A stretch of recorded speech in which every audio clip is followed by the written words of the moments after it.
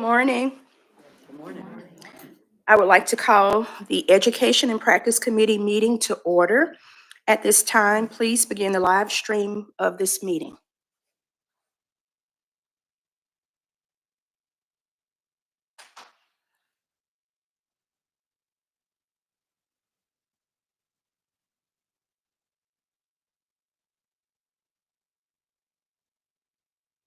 The Education and Practice Committee meeting of the North Carolina Board of Nursing will now convene. We have a quorum for the meeting.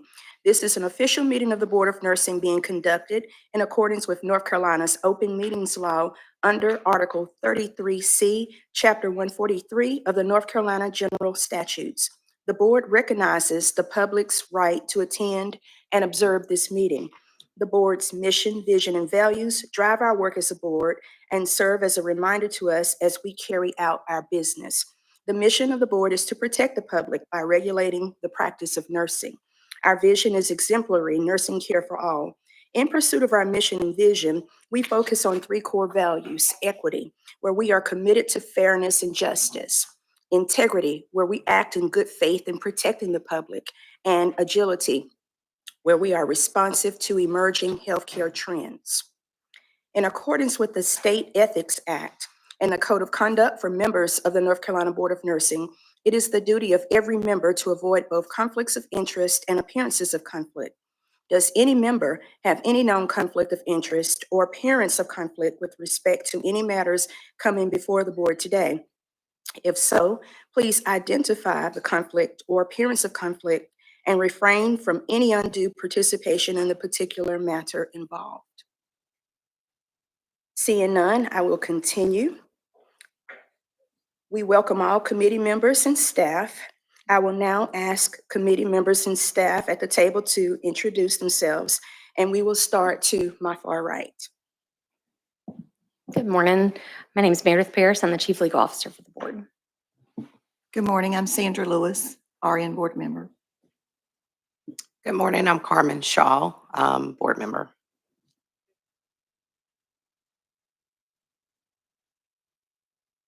Good morning. I'm Crystal Tillman, CEO. And good morning. I'm Raquel Ingram, board chair. Good morning. My name is Stacy Thompson, a practice consultant. Good morning. My name is Sarah Griffith, Chief Nursing Officer. Good morning. I'm Andrea Jepson, LPN board member. Good morning. I'm Dr. Kistler, ADN board member. And good morning. I'm Paulette Hampton, practice coordinator. Thank you. I would also like to welcome all of our guests who are observing via live stream today. I would also like to ask the board staff in the audience if you would please introduce yourselves.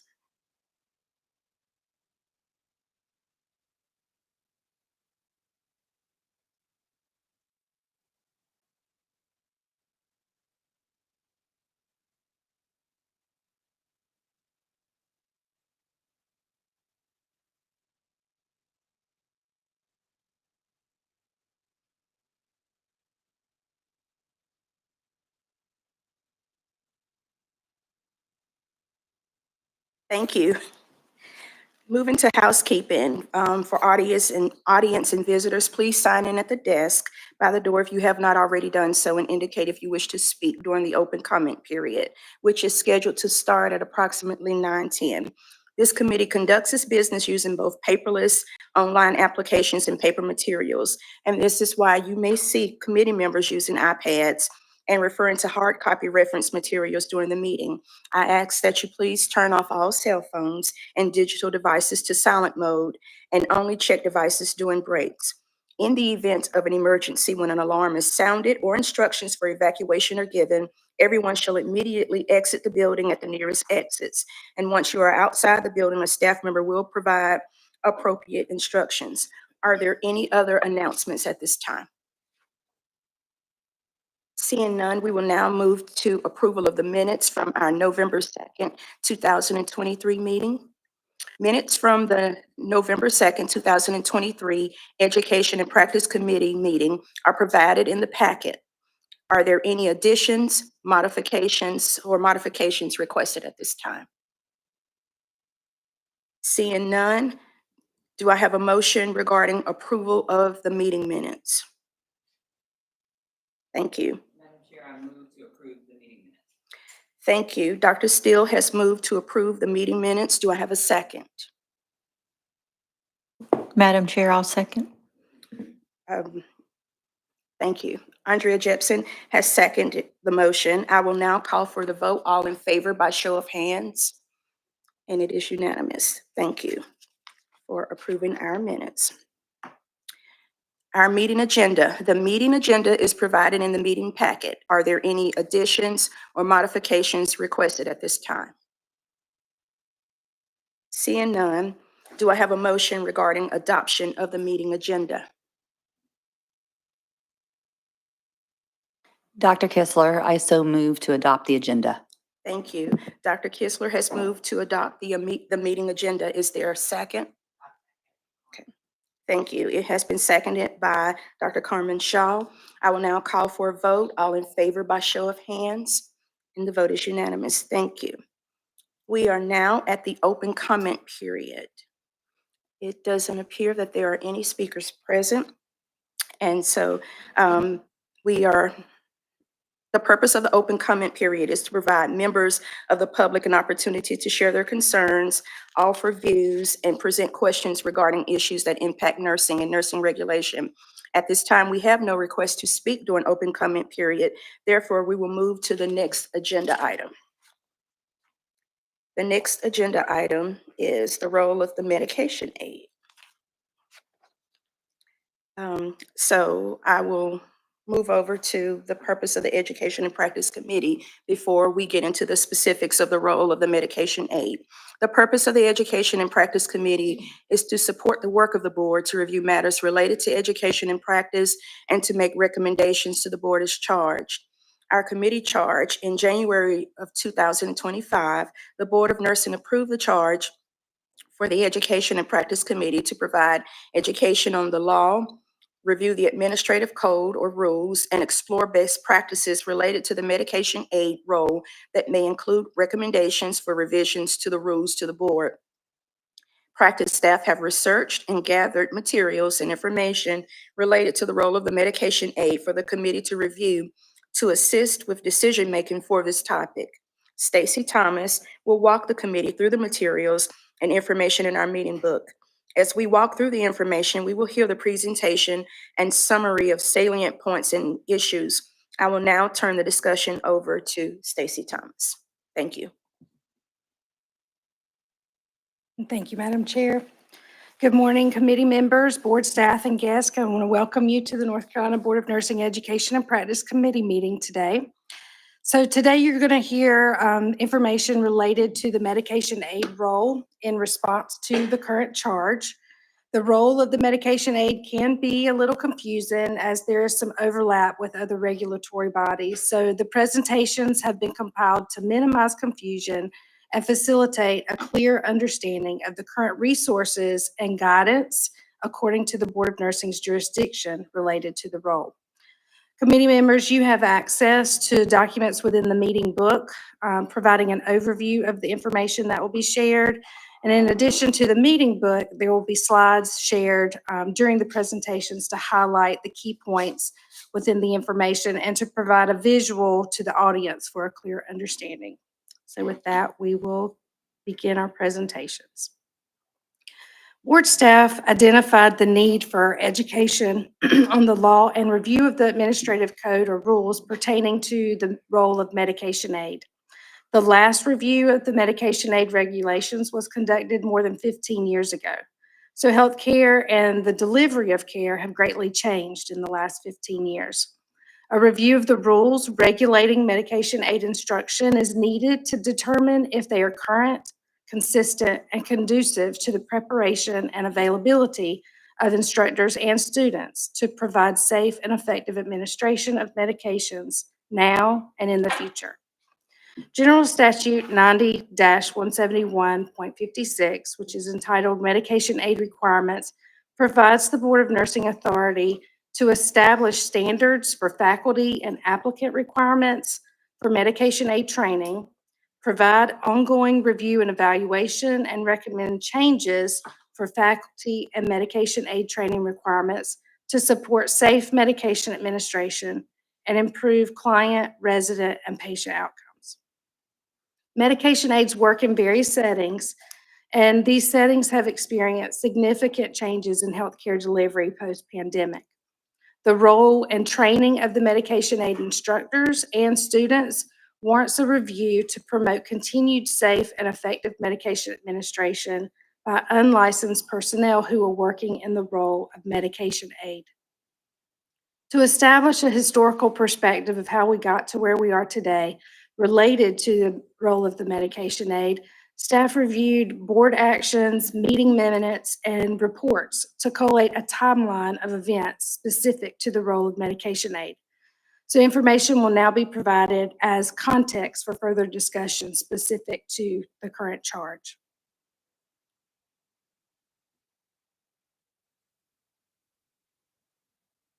In 2002, a medication aid project was initiated in response to a request from the North Carolina Healthcare Facilities Association for the Board of Nursing to consider the use of medication aids in the nursing home setting.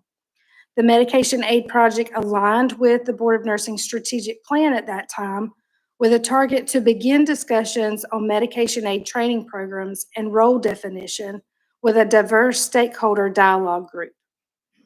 In response to the request and the strategic plan goal, a group of representatives from a wide variety of settings assembled to begin a collaboration with the goal of proposing the role of medication aids by the end of 2003. A collaboration with the Department of Health and Human Services formed because of the overlap of issues related to agency licensure requirements and nursing regulation. In January 2003, the board approved 5 requests as recommended by the Medication Aid Work Group. The recommendations became the purpose of the Medication Advisory Committee, and a description of each recommendation will now be provided.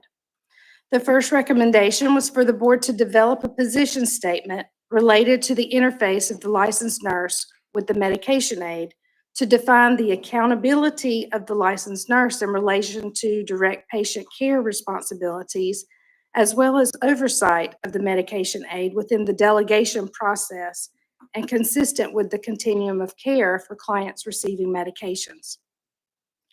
The second recommendation for the board to review current administrative rules related to delegation to unlicensed personnel and identify areas that might require revisions related to medication aids within the nursing care delivery system. The third recommendation was for the board to agree to house the faculty database for RNs who achieve and maintain certification as a medication aid instructor. The fourth recommendation was for the board to establish an ongoing review, revision, and approval process for the instructor training course, as well as the process for certification and recertification of the medication aid instructors. And lastly, it was recommended that the board consider the appointment of a medication aid advisory committee to provide advice for ongoing medication aid related activities, such as instructor training and certification, medication aid curriculum, and factors influencing the interface between the licensed nurse and the medication aid. So since the approval of these recommendations, the actions that have taken place between 2003 and 2010 involved the development of a position statement that was entitled The Interface of the Licensed Nurse with the Medication Aid, which was approved in May of 2003.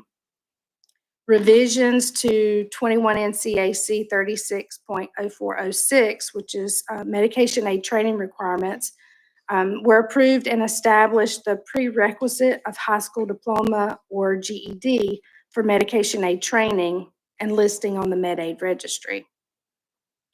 The minimum educational requirement of BSN was established for AHEC and community college faculty teaching the MedAid RN instructor course. A staff policy and procedure was developed to establish standards for 3 levels of faculty for MedAid training programs and include medication aid instructor, medication aid master teacher, and medication aid chief educator. This policy is currently inactive. Another action was that master teachers were included in the recertification process and were required to teach at least one Med-Aid RN instructor class or one Med-Aid class in the 2 years prior to recertification. In January of 2005, a pilot phase of the overall project was completed at 8 sites where instructor training was provided and 10 nurse aides per site were trained, after which ongoing evaluation occurred. And this pilot ended in June 2006. Medication aids were approved to practice in skilled nursing facilities in Senate Bill 622 in August of 2005 and became effective July 1st, 2006. And finally, curriculum revisions to the student and instructor manuals were approved May 14th, 2010. The medication aid competency exam was reviewed by representatives from the Division of Health Service Regulation, the Board of Nursing, the National Council for State Boards of Nursing, and Pearson VUE, with administration of a new exam version in April of 2010. Nursing law and rules permit the delegation of the technical tasks of medication administration to unlicensed personnel via permitted routes, provided the criteria meets other state and federal regulations, agencies, policies, and procedures, and the Board of Nursing position statement, now titled Delegation of Medication Administration to Unlicensed Assistive Personnel. Delegation is limited to the technical task that includes the 6 rights of medication administration. Medication aides who pass medications in long-term care or skilled nursing facilities should not be confused with medication aides, informally referred to as medication technicians or med techs, who pass medications in adult care settings that include assisted living and group homes. Med techs who pass medications in adult care settings are listed on a separate medication aid registry maintained by the Division of Health Service Regulations Adult Care Licensure Section. The differences between the medication aid in long-term care and the med tech in adult care settings are found in the education, the testing, and the performance of activities, and the details of these differences will be presented in a later section. In addition to the medication aid in long-term care and the med tech in adult care settings, unlicensed assistive personnel may be authorized to administer medications through the delegation process by a licensed nurse in settings such as office practices. Again, all criteria as set forth in rule must be met before the nurse delegates to the unlicensed personnel. Furthermore, other settings may have rules that prohibit medication administration by unlicensed personnel. For example, licensure rules for home settings prohibit medication administration by unlicensed personnel. Therefore, it is not permissible for a licensed nurse to delegate the technical task of medication administration in the home setting. The jurisdiction of the Board of Nursing includes the delegation of nursing activities, including medication administration to unlicensed personnel in any setting, establish standards for faculty and applicant requirements for Med-Aid training, and provide ongoing review and evaluation and recommend changes for faculty and medication aid training requirements. The registry for both medication aids in long-term care and med techs in adult care settings is maintained by the Division of Health Service Regulation Healthcare Personnel Registry, and any complaint related to a med aid is processed by the North Carolina Healthcare Personnel Registry with DHSR. So the current process for faculty approval will now be presented as outlined in the policy and procedure that was developed by the Medication Advisory Committee. The process of faculty approval is comprised of 5 components: function, eligibility, certification, renewal, and recertification. And we'll look at each component for each type of faculty. So the function of the RN instructor is to teach medication aids. The function of a master teacher is to teach instructors and teach medication aids. And chief educators function to train master teachers, and they may also teach RN instructors and medication aids. The eligibility, it starts with the RN instructor. So the RN instructor must have a current unrestricted license to practice as an RN in North Carolina or a multi-state privilege, have at least 2 years of practice experience as an RN that includes medication administration, successful completion of a board-approved instructor training program, which currently consists of a 16-hour instructor training by a board-approved master teacher, and the RN must maintain the certification as a med-aid instructor.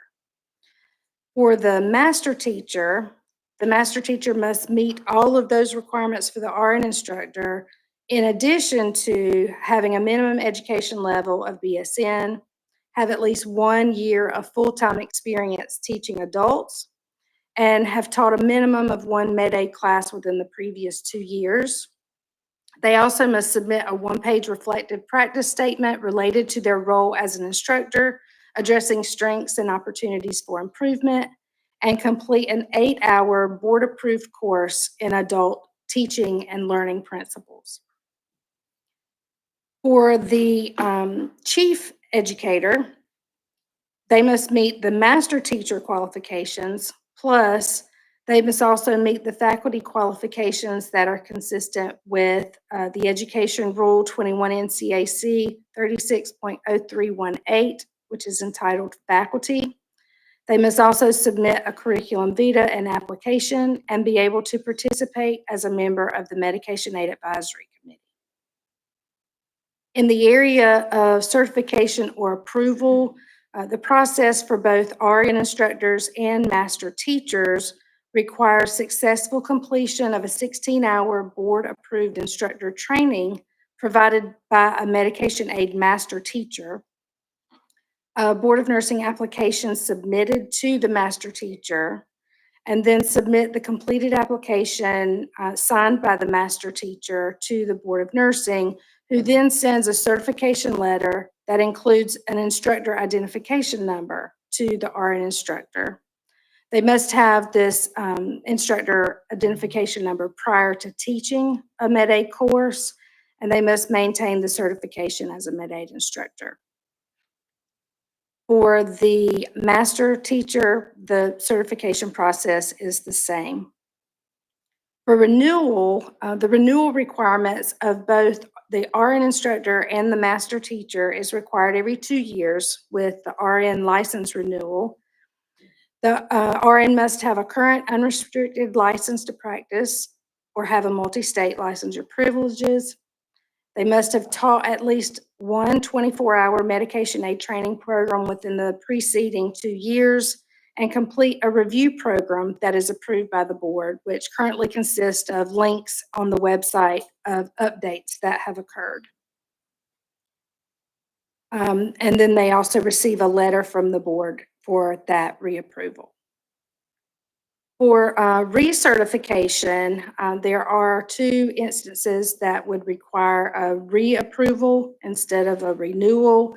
The situations would be if the RN instructor has been inactive for 2 or more years, or if they're currently listed as a medication aid instructor, but they've not taught a course in the past 2 years. They would need to be reapproved, which means they would need to complete the 16-hour medication aid instructor course again that is taught by a master teacher prior to being reapproved. For the master teacher, it would be the same process, and chief educators are not required to renew.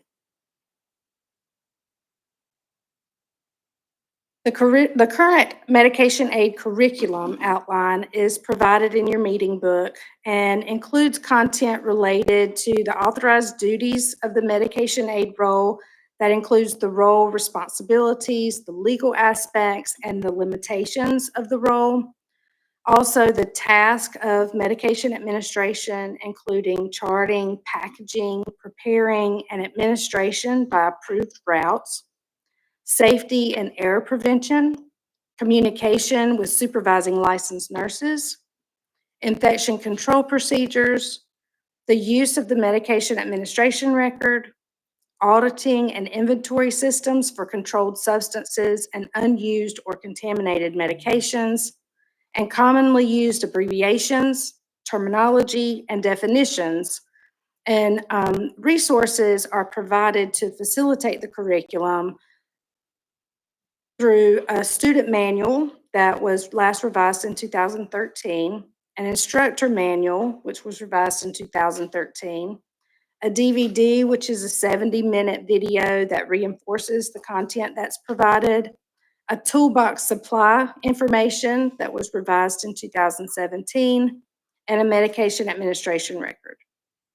These resources were developed during the collaboration with the Division of Health Service Regulations during the work of the Medication Aid Advisory Committee work. The review of the curriculum is ongoing by board staff as questions are posed and as clinical practice trends emerge. In the area of testing for the medication aid is provided through the Credentia platform, where the applicant must register, schedule, and successfully complete the testing process to be listed on the medication aid nursing home registry. Once the applicant completes the exam, an email notification from the Credentia platform provides a score report with official test results within hours of completing the exam.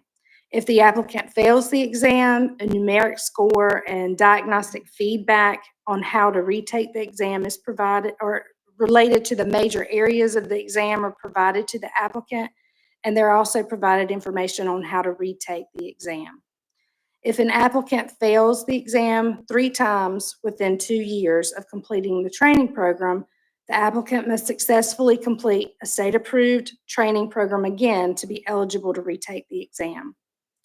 Information is available on the Board of Nursing website related to Credentia test requirements and registration for students who have completed a board-approved medication aid course.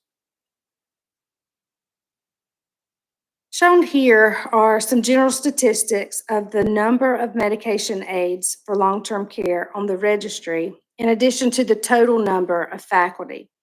Data provided in this chart was obtained from the Medication Aid Advisory Committee meeting minutes for the years of 2010, 2011, and 2013. Instructor data from 2024 and 2025 was obtained from the Board of Nursing records, and medication aid data for these years was obtained from the Healthcare Personnel Registry with DHSR. The left range of the graph indicates the number of medication aids. The right range of the graph indicates master teachers and RN instructors. So in 2010, there were 1,967 medication aids on the registry, 25 master teachers, and 211 RN instructors. In 2011, there were over 2,000 medication aids on the registry with 20 master teachers and 195 RN instructors. In 2013, over 2,500 medication aids on the registry, 16 master teachers, and 206 RN instructors. And last year, there were over 5,000 medication aids on the registry, 17 master instructors, and 287 RN instructors. Currently, there are 17 master teachers and approximately 300 RN instructors approved in North Carolina. Instructors do have the option to be listed on the Board of Nursing website as a resource for students reaching out for a class. Currently, 114 of the around 300 RN instructors are listed on the website, and 4 of the 17 master teachers are listed. So some key points from this data: medication aids on the registry are steadily increasing. The approved master teachers are steadily decreasing and will likely continue to decrease as master teachers retire or leave the workforce. The RN instructors remain steady, and currently there are 0 approved chief educators. There is a document entitled Key Points from Historical Data, the Role of the Medication Aid provided in your meeting book as a summary of the information that has been provided in this section.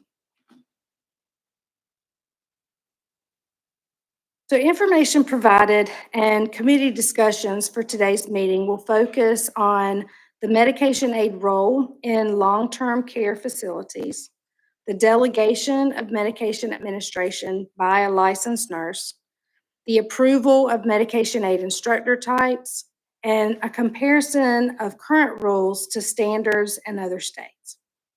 Information on these topics will be presented by providing information from North Carolina law and rules, resources from National Council State Boards of Nursing, the Board of Nursing's position statement on the topic, nursing literature, and state comparison of law and rules.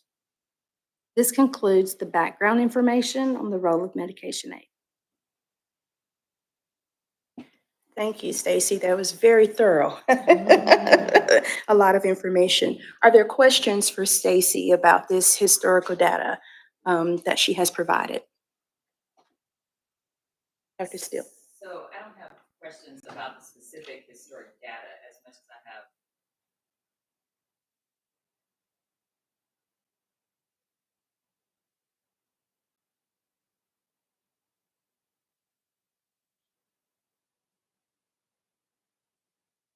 If it's related to the historical background, definitely now, but we will cover a lot more information going through the presentation, so it's really up to you. I'll reserve. Okay. Thank you. Madam Chair, I have a question for Stacy. Do you know in the historical data, I'm not sure if I heard it, what was the original intent of the medication aid? What gap was it intended to close? What was the purpose behind that, considering there are maybe two types or maybe two settings in which the medication, well, maybe it's a medication aid and tech that are different, but what was the intention behind those roles? In gathering information, it really came from someone asking the question and a recommendation coming for the Board of Nursing to consider this role in a particular setting. So it seems to have been generated as a result of a workforce need to allow licensed nurses to focus on other tasks that when this very specific task is allowed to be delegated. Does that make sense? So it really allowed by taking this time-consuming task out of the nurse's to-do list, it makes that workforce more available for the licensed nurse to carry out the more assessment, planning, interpretation types of components, as opposed to the technical task of medication administration. And so, Stacy, my question, earlier at the beginning of your presentation, you made a statement about something being inactive with the instructor, master teacher, and chief educator. And I'm not sure if I understood that correctly. Sure. So within the initial work of the Medication Advisory Committee, one of the actions that came out of that was a policy and procedure for board staff to follow in approving those 3 levels of teachers. As a strategic initiative throughout the board, all of the policies have been reviewed, and that policy currently is inactive. The process is still the same. It's just that the policy is not currently active. Okay, so, okay, I think I have it. Any other questions for Stacy? Okay, thank you. So now we will ask Stacy to present on the North Carolina governance components. Thank you, Madam Chair.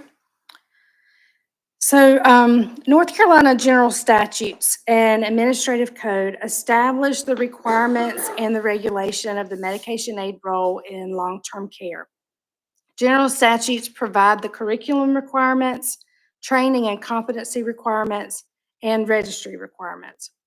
Administrative Code rules provide the criteria for delegation, the authority of the Board of Nursing to determine activities that may be delegated, training, competency, and registry listing requirements, and faculty certification and renewal requirements. Administrative Code rules pertaining to both The Board of Nursing and the Division of Health Service Regulation provide regulation requirements related to the role of medication aid. So each component will be briefly discussed, and in your meeting book, you'll have a document that has links directly to each statute and rule that we will cover. The first general statute is General Statute 90-171.56, which is entitled Medication Aid Requirements. This statute mandates the Board of Nursing to establish standards for faculty and applicant requirements for med-aid training, provide ongoing review and evaluation, and recommend changes for faculty and medication aid training requirements, all to support safe medication administration and improve client, resident, and patient outcomes. And this statute is the basis of the current charge of the Education and Practice Committee. The second statute, General Statute 131E-114.2, use of medication aids to perform technical aspects of medication administration. So this statute allows licensed facilities to utilize medication aids to perform the technical aspects of med administration consistent with the Nursing Practice Act. The statute requires a med aid employed by a licensed facility to first be listed as a NA1 on the Nurse Aid 1 registry and as a medication aid on the Med Aid registry. Secondly, this statute prohibits intravenous and injectable medication services. The last general statute related to medication aid is General Statute 131E-270, Medication Aid Registry. This statute requires DHSR to establish and maintain the medication aid registry for all who complete a board-approved medication aid training program, pass a state-administered medication aid competency exam, and meet any other requirements set by the Medical Care Commission. Second, the statute requires employers to verify the medication aid registry listing before allowing an individual to serve as a med aid and to note this access in the business file. And lastly, it requires employers to access the healthcare personnel registry prior to employing a med aid, and any substantiated action that's listed against the med aid would disqualify employment in any related facility or agency. These general statutes are promulgated in administrative code rules for both the Board of Nursing and DHSR, and there are 4 rules for the Board of Nursing. The first is 21 NCAC 36.0221, license required. This rule protects the title of nurse and provides criteria for delegated tasks, and if the criteria are not met, the task shall be performed by a licensed nurse. It also provides a list of activities that shall not be delegated related to professional judgment, and the list is recognizing side effects, toxic effects, allergic reactions, immediate desired effects, unusual and unexpected effects, changes in a client's condition that contraindicates the continued administration of the pharmaceutical or treatment regimen, also anticipating effects that may rapidly endanger a client's life or well-being, and making judgments and decisions concerning actions to take in the event such effects occur. The second rule is 21 NCAC 36.0401, roles of unlicensed personnel. This rule provides definitions for important terms such as nursing care activities and patient care activities. The rule gives the Board of Nursing authority to determine nursing care activities that may be delegated to unlicensed personnel, regardless of title and including the medication aid, that are appropriate to the level of knowledge, skill, and validated competence of the unlicensed personnel. The rule also provides variables for the licensed nurse to consider when delegating tasks such as medication administration.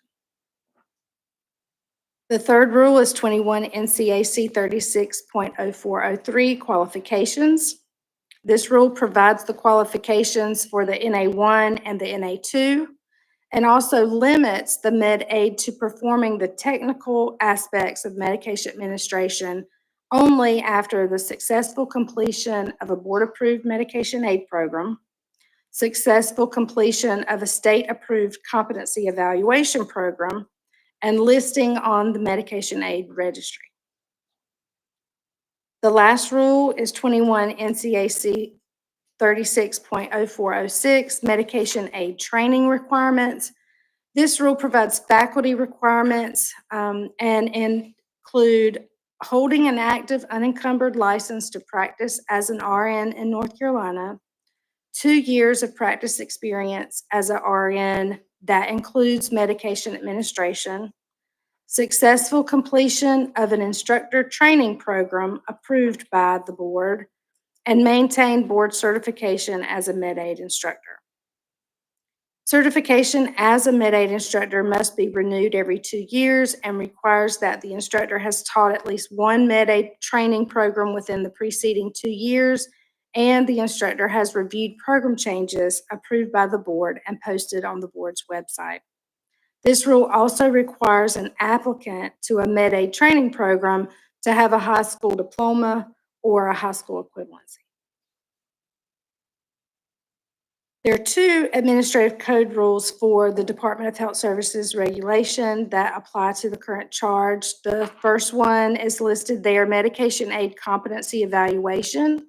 And this rule provides the eligibility for the competency evaluation and registry listing. And the eligibility is listed as after successful completion of a board-approved med-aid course, the candidate is eligible for the competency evaluation, and if successful, will be listed on the state medication aid registry. This requires a candidate be advised of this information by the Division of Health Service Regulation. It also requires competency requirements shall include each course requirement that is specified in the Board of Nursing's approved training program. A competency exam shall be administered and evaluated by DHSR or its agent. A record of successful completion of a competency exam shall be included in the registry within 30 business days of successful completion. And if the candidate is unsuccessful, DHSR will advise the candidate of areas where the candidate did not pass. Every competency exam candidate shall have 3 opportunities to take the exam before being required to retake and successfully complete the med-aid training program. The second rule is registry of medication aids, and this includes facility requirements prior to assigning med-aid duties to a medication aid, specifically requiring clinical skills validation for tasks to be performed in the facility by an RN with current unencumbered license to practice in North Carolina and noted on the medication aids record. The rule also requires a response from DHSR to registry requests within 1 business day. Also, the med-aid listing must be renewed every 2 years, provided the med-aid has worked a minimum of 8 hours as a med-aid in each 24-month period following the initial listing. The rule provides registry information requirements, and that the registry shall remove entries for individuals who have not been employed as a medication aid for a minimum of 8 hours in each consecutive 24-month period following initial listing. And lastly, an individual who gains or attempts to gain registry listing by providing false or misleading information on the listing or relisting applications shall not be listed on the registry. So general statutes allow licensed facilities such as nursing homes to utilize medication aids to perform the technical aspects of medication administration consistent with the Nursing Practice Act.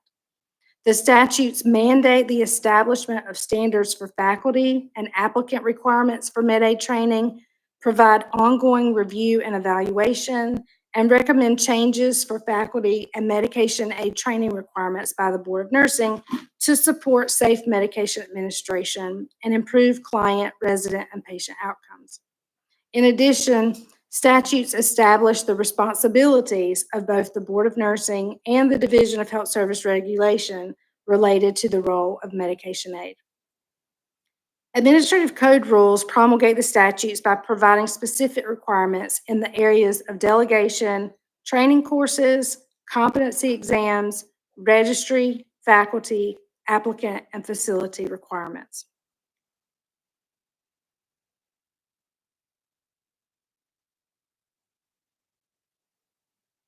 All right, this slide is a little small, but it's derived from your NC governance summary document in your meeting book. Each governance component is noted with a specific requirement and the related area of regulation.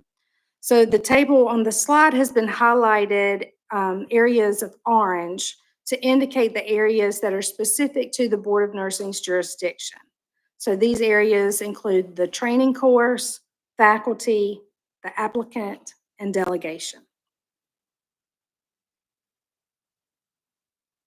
The roles of medication aid and the nursing assistant too both function under the delegation of a licensed nurse. So it's helpful to compare the requirements of these roles to assess potential barriers in sustaining the workforce that supplements nursing care.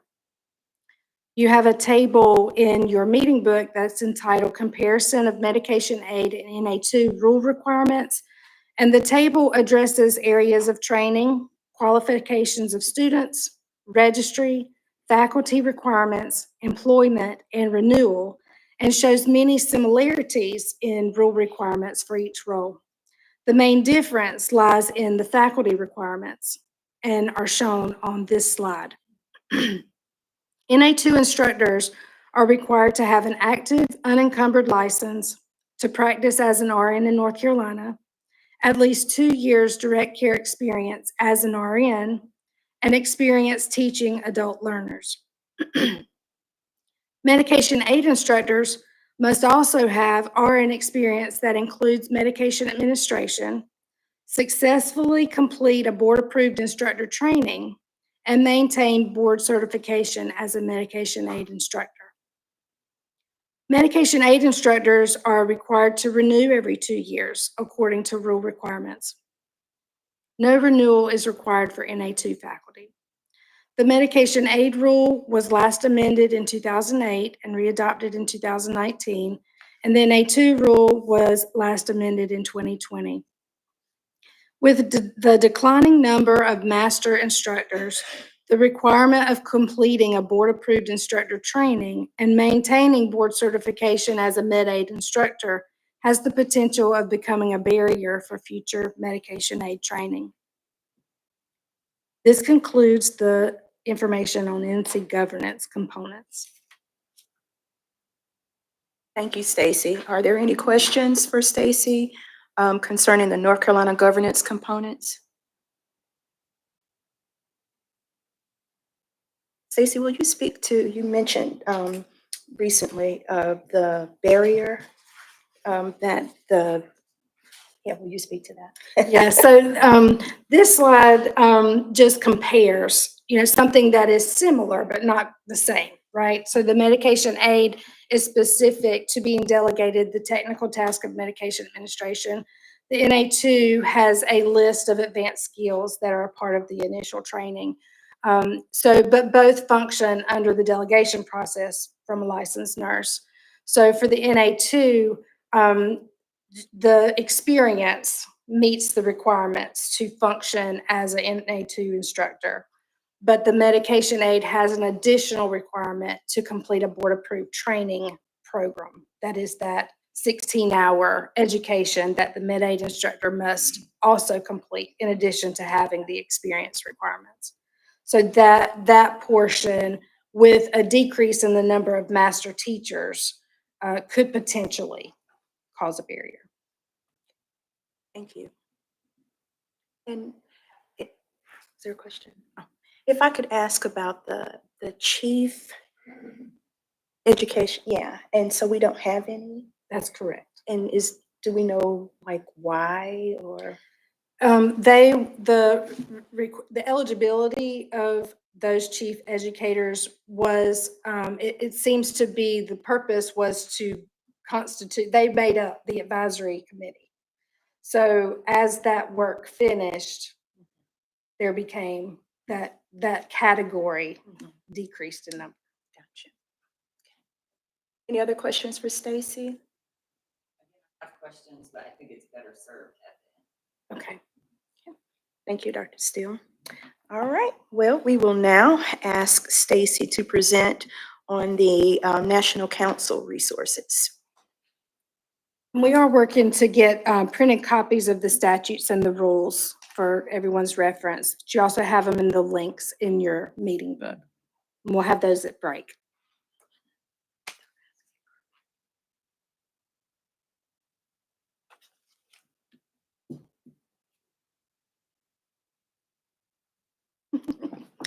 Board members, would you like to take a quick break, about 15 minutes, and then resume?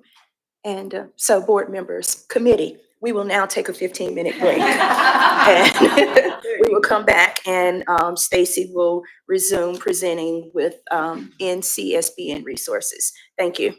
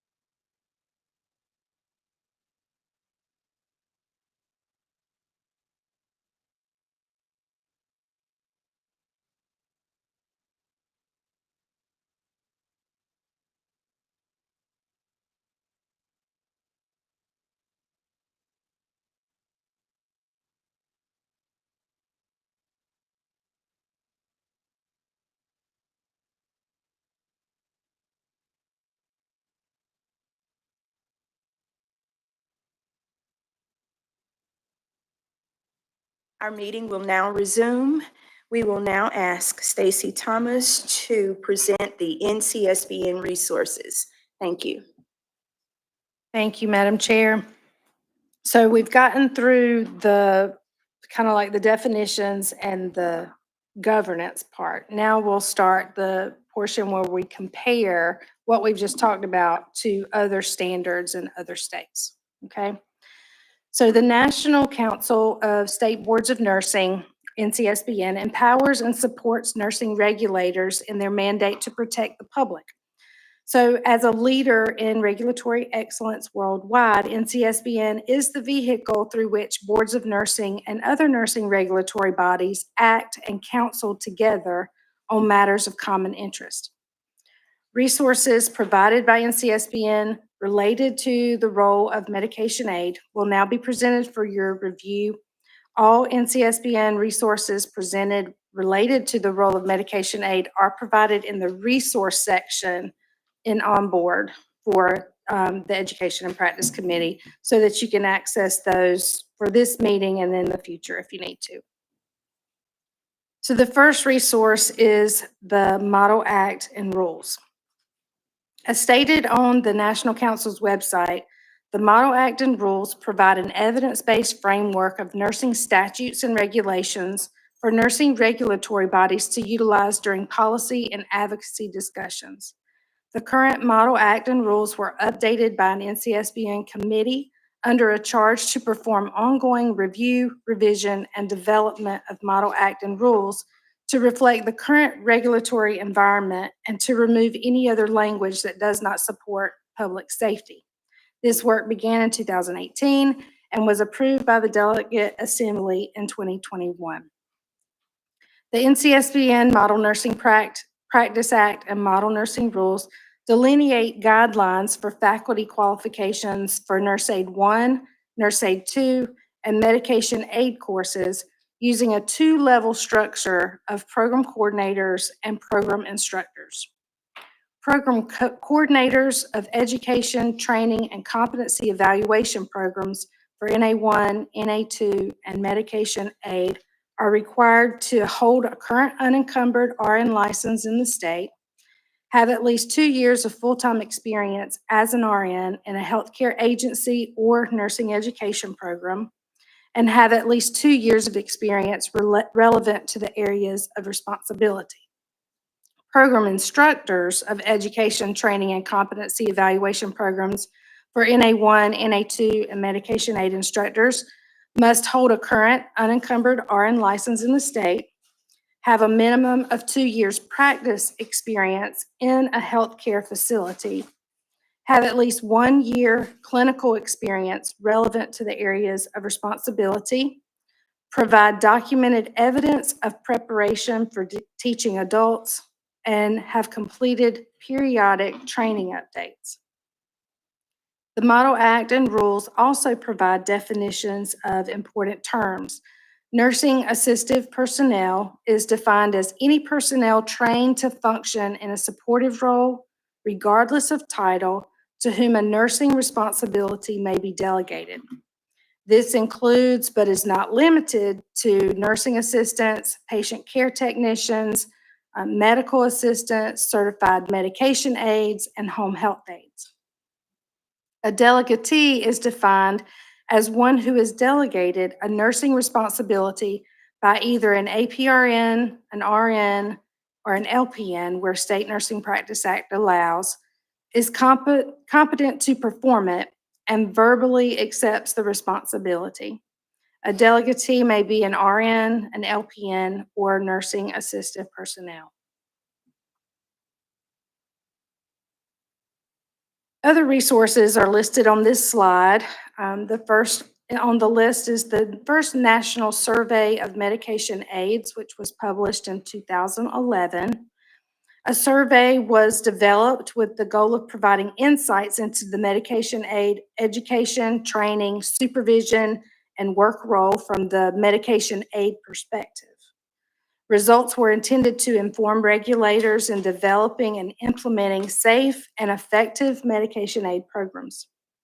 The survey collected responses from medication aides and analyzed the data by groups of work setting and regulatory agency.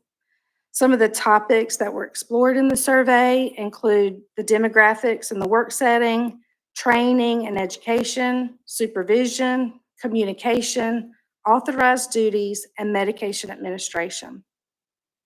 Implications and conclusions of the survey summarize that the medication aid role was designed to administer certain categories of drugs via specific routes authorized by state law and delegated to them by an RN or an LPN as stipulated by state law.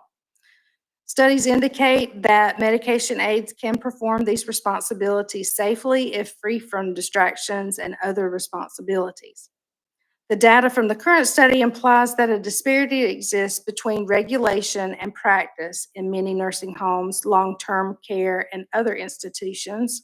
Medication aids reported being required to take on responsibilities beyond their defined role. These results have implications for regulators, educators, long-term care administrators, and nurses that supervise and delegate to medication aids, in addition to the medication aids themselves. The author asserts it is the responsibility of all individuals employing and working with medication aids to know state laws and regulations and adhere to them. The author encourages regulators to educate long-term care administrators about the legal role and responsibilities of medication aids and suggests education programs be more rigorous and provide an increased number of hours of clinical and classroom education. This survey concludes that in addition to knowing what they should do, medication aids need to know what they should not do. That they need to know when to call a nurse and how to refuse when delegated a responsibility beyond their legal role. In the same way, nurses delegating responsibilities to medication aids must know the law and know what they are authorized to delegate and provide the appropriate supervision. The study cites research that suggests medication aids can safely administer medications. However, strict compliance with state regulations, adequate education, adequate supervision, and proper authorized duties need to be in place for the medication aid to function safely. The next NCSBN resource is a job analysis that was published in 2012 of medication aids that are employed. This survey is not specific to long-term care, but it includes medication aids in a variety of settings. The survey included responses from medication aids and the facilities in which they work to rate activity statements on a scale of 1 being non-important to 5 being extremely important. Respondents were also asked if they performed these activities. The study resulted in a list of 85 activity statements to demonstrate the work performed by medication aids at the entry level across all jurisdictions in the settings of long-term care, acute care, and home health care. A North Carolina staff development director who taught medication aids at the time served as an expert in the development of this survey. The next resource is the 2011 Knowledge Survey of Medication Aids. This survey involved respondents from the same settings as the previous resource, but this study resulted in a list of 155 knowledge statements instead of activity statements to demonstrate the work performed by medication aids at the entry level across all jurisdictions. This study included 3 representatives from North Carolina who worked as experts on the topic. The next is a report of findings from the 2016 Medication Aid Job Analysis and Knowledge Study. This was published in May of 2017, and the report combined the surveys from the 2011 efforts to provide findings that can be used to evaluate and support the MACE test plan that we're going to talk about in just a minute. The report states, because the U.S. healthcare industry is continuously changing, job analysis studies are traditionally conducted approximately every 5 years. Information came from experts with varied experience and backgrounds who worked with and/or supervised the work of entry-level medication aides and experts who educated entry-level medication aides. One of the experts represented the role of medication aide in North Carolina. No changes were made to the 81 activity statements that were generated in the 2011 study, and 4 knowledge statements were deleted to eliminate redundancies, resulting in 151 knowledge statements at the conclusion of the study. The next resource is the Medication Aid Certification Exam, or the MACE.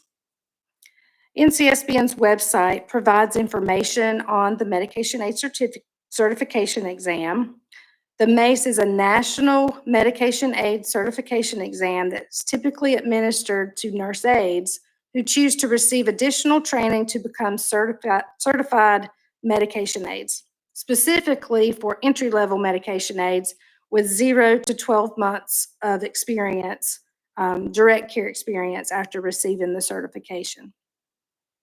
The MACE is a computer-based exam and is administered via the Credentia platform.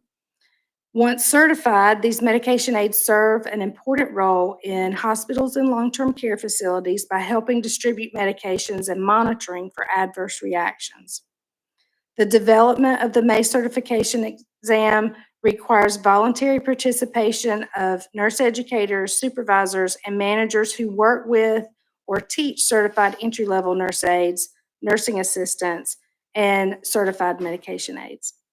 The MACE is made up of 60 multiple choice questions. 50 of those questions are scored, and 10 are pretest items and not included in the student's final score. There are 7 jurisdictions that utilize the MACE to determine medication aid competency. These jurisdictions are Alabama, Colorado, Kentucky, South Carolina, Utah, Washington, and West Virginia. The last NCSBN resource is the MACE content outline. So the MACE is divided into 3 domains that are based on the job analysis studies that were conducted by NCSBN. And these domains are authorized duties, medication administration, observation and reporting, and medication concepts and measurement. The details of the content outline are provided in the meeting book. The MACE content outline is consistent with the current Board of Nursing course outline with the following exceptions. The MACE outline includes dose ranges, medication interactions, medication storage, and delegation. The Board of Nursing course content outline provides guidance by referring to agency policy regarding medication storage, delegation and supervision, and ongoing training, but does not include information specific to dose ranges and medication interactions. So key points to highlight in this section are important considerations for this committee's work. The first key point is that information provided in these resources is consistent with current Board of Nursing rules and process regarding delegation from a licensed nurse and standardized testing. North Carolina medication aid testing is administered by Credentia according to the criteria provided in 10A NCAC 13.0.0201C, which states the competency examination shall be administered and evaluated only by the department or its agent, and that's referring to DHSR.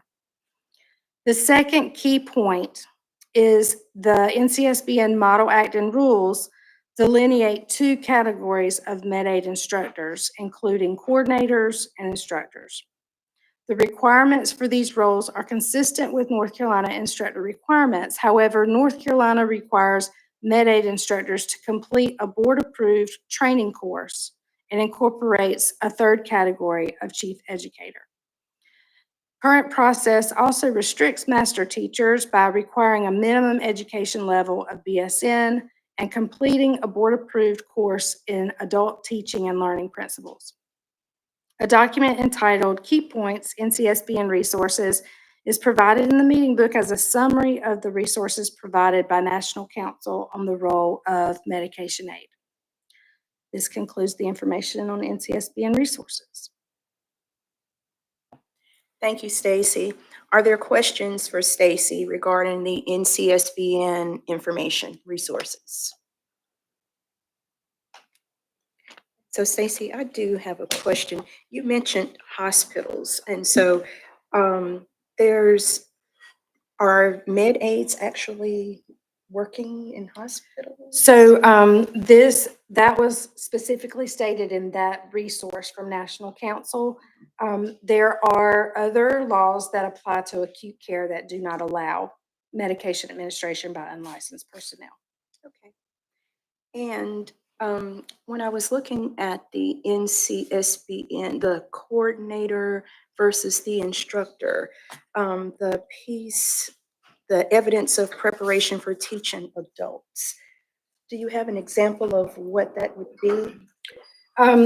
Sometimes the requirement is fulfilled by a specific 8-hour course that is provided by a community college specific to teaching adult learning concepts. But there are other ways to fulfill that as well. It just depends on what the requirement is set as. So what would, and you may not know this because it's their rules, but what would be the reason besides the evidence of preparation for teaching adults for the coordinator versus the instructor? I mean, it just seems like they could do the same thing.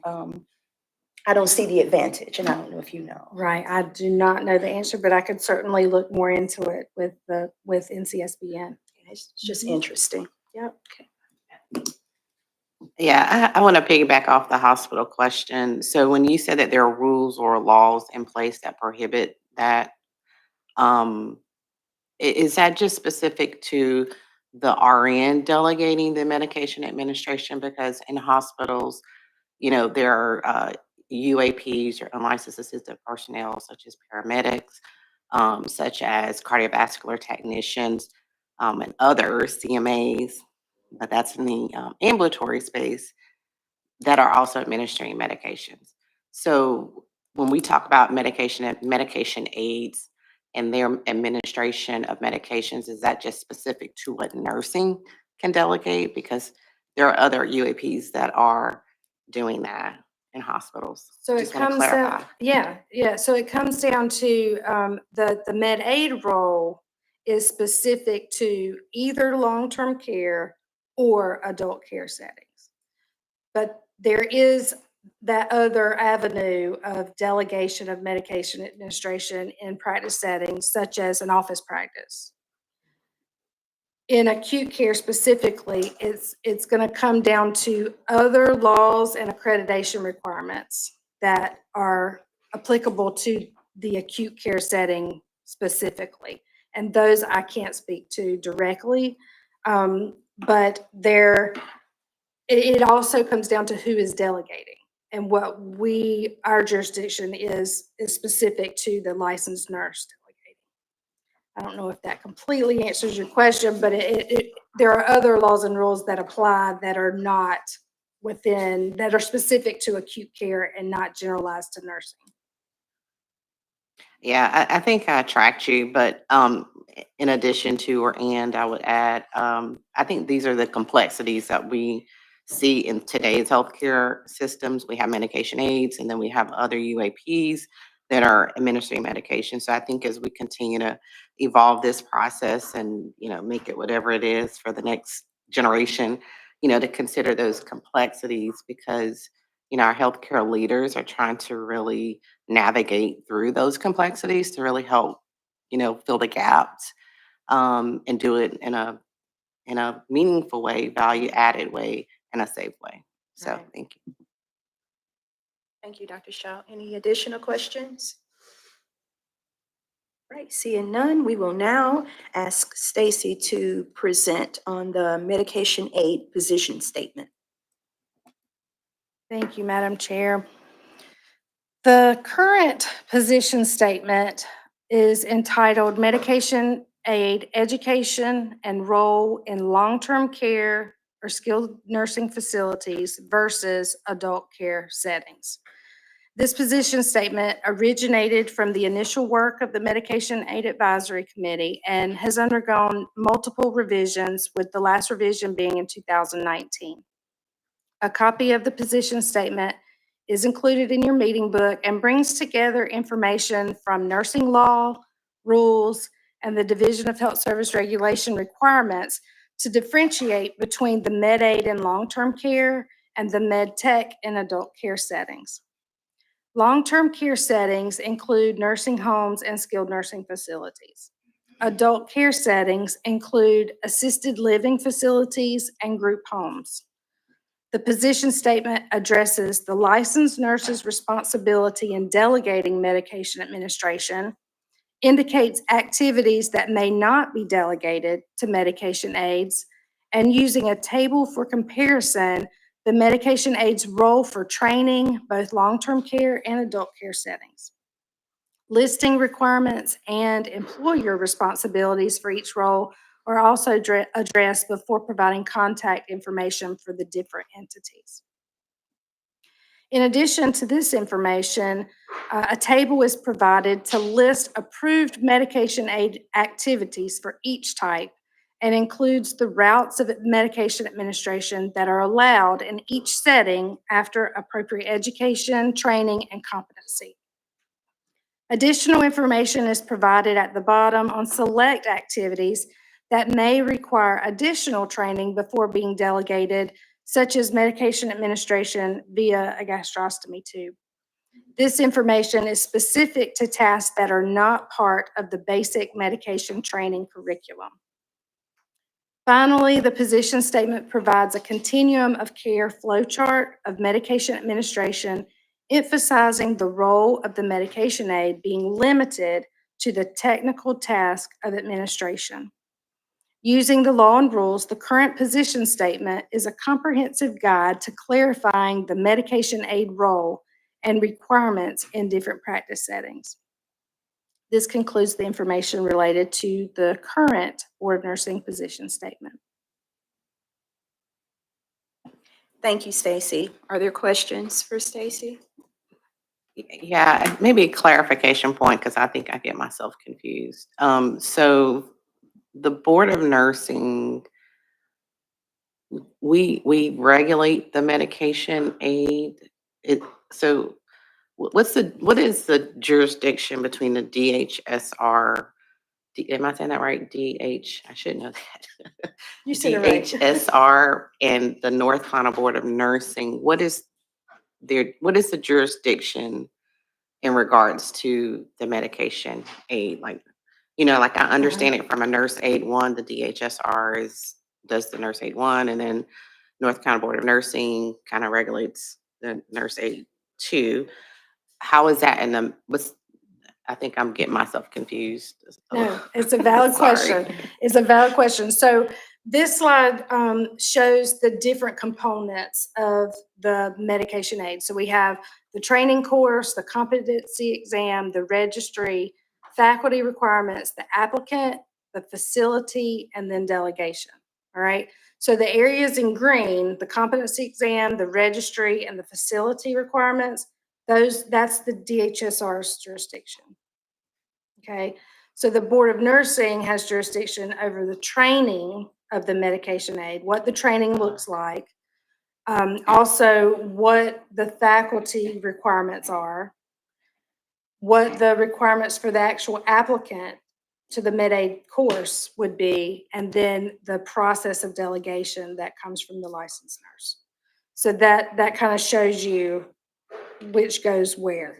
There's an overlap, obviously, because the registry requires that they've completed a board-approved training. So there is overlap, but there is a distinction between the two jurisdictions. Okay, that's great. I didn't pick up the colors. No, that's okay. Okay. It is confusing because the board does some things, DHSR, and it's confusing. Therefore, exactly what you were talking about before, the complexity of it and trying to navigate it. Yeah. Thank you, Dr. Shaw. Any other questions for Stacy? So Stacy, I have a question about the position statement. Under the RN role, and it indicates that, and it's underlined, that the RN has responsibility and accountability for the validation of the medication aids qualifications. And so it's interesting that it's underlined. So with that, are we saying that, what are we saying? So that is specific to the delegation process. So when a licensed nurse delegates to an unlicensed person, part of the nurse's responsibility is to ensure that the competency has been validated by an RN before the delegation takes place. Because the law holds the licensed nurse accountable for appropriate delegation and the decision to delegate. And part of that decision is to ensure that the unlicensed person is competent for the skill that's being delegated. So I may be a little over technical. I know nobody's surprised. But are we literally wanting a nurse before, so long-term care facility, to go, and maybe there's some document somewhere to validate that this medication aid is actually a medication aid? I would imagine that maybe the facility has a process because if I'm a nurse working there and I have a medication aid assigned to my team, then obviously, and maybe not, this, this medication aid is indeed a medication aid. But if I were that RN, I'm responsible to go and validate in some form that this person is indeed a medication aid. The nurse needs to validate the competency. The employer is required to validate the listing on the registry. So that's part of that same table that we were looking at under facility requirements. So the facility has the responsibility of verifying the listing, but then the nurse that's delegating needs to validate the competency, the specific competency for the task that's being delegated. So is there a process before I let this medication aid administer meds? Is there a process or some type of guidance? Do I give them a mini quiz? I mean, I'm an educator. So do I pull them to the side and say, tell me the 6 rights of medication administration? You know, is there a process? Right, the law and the rules are not specific to what that process looks like, but each agency would be developing some type of policy or process on what that looks like in that particular setting. And do we follow up? Is that in our jurisdiction to make certain that the agency has that process in place? So it's not within the board's jurisdiction to do anything with the agency. Our jurisdiction lies with the individual nurse. Okay, so I am obviously not a nurse. So I'm a little confused. I just want to clarify that if a nurse is in practice and she or he is, they call their medication aid to come and assist them, then he or she is to verify or validate that the nurse, that the medication aid is suitable to administer said medication. And they're to do that within a certain time frame so that the patient can ultimately get their medication, right? And so I could see a case coming before the board, and maybe we hadn't talked about this before, but I could see a case coming before the board where the registered nurse is responsible, but the medication aid actually did the harm. And maybe the registered nurse did confirm that, you know, the person could do what he or she said that they could do, because we don't specify what validation looks like. Not that we should, but we don't. So because we don't say validation looks like this, this, and this, then maybe all parties thought that they were doing the right thing, but then we get a case because a patient, you know, complained that they got too much medication or it wasn't done properly or administered properly or something like that. So my question is that what we're really expecting registered nurses to do as it relates to validating that the medication aid is able to administer whatever medication? So there's several things there, so bear with me. Sure.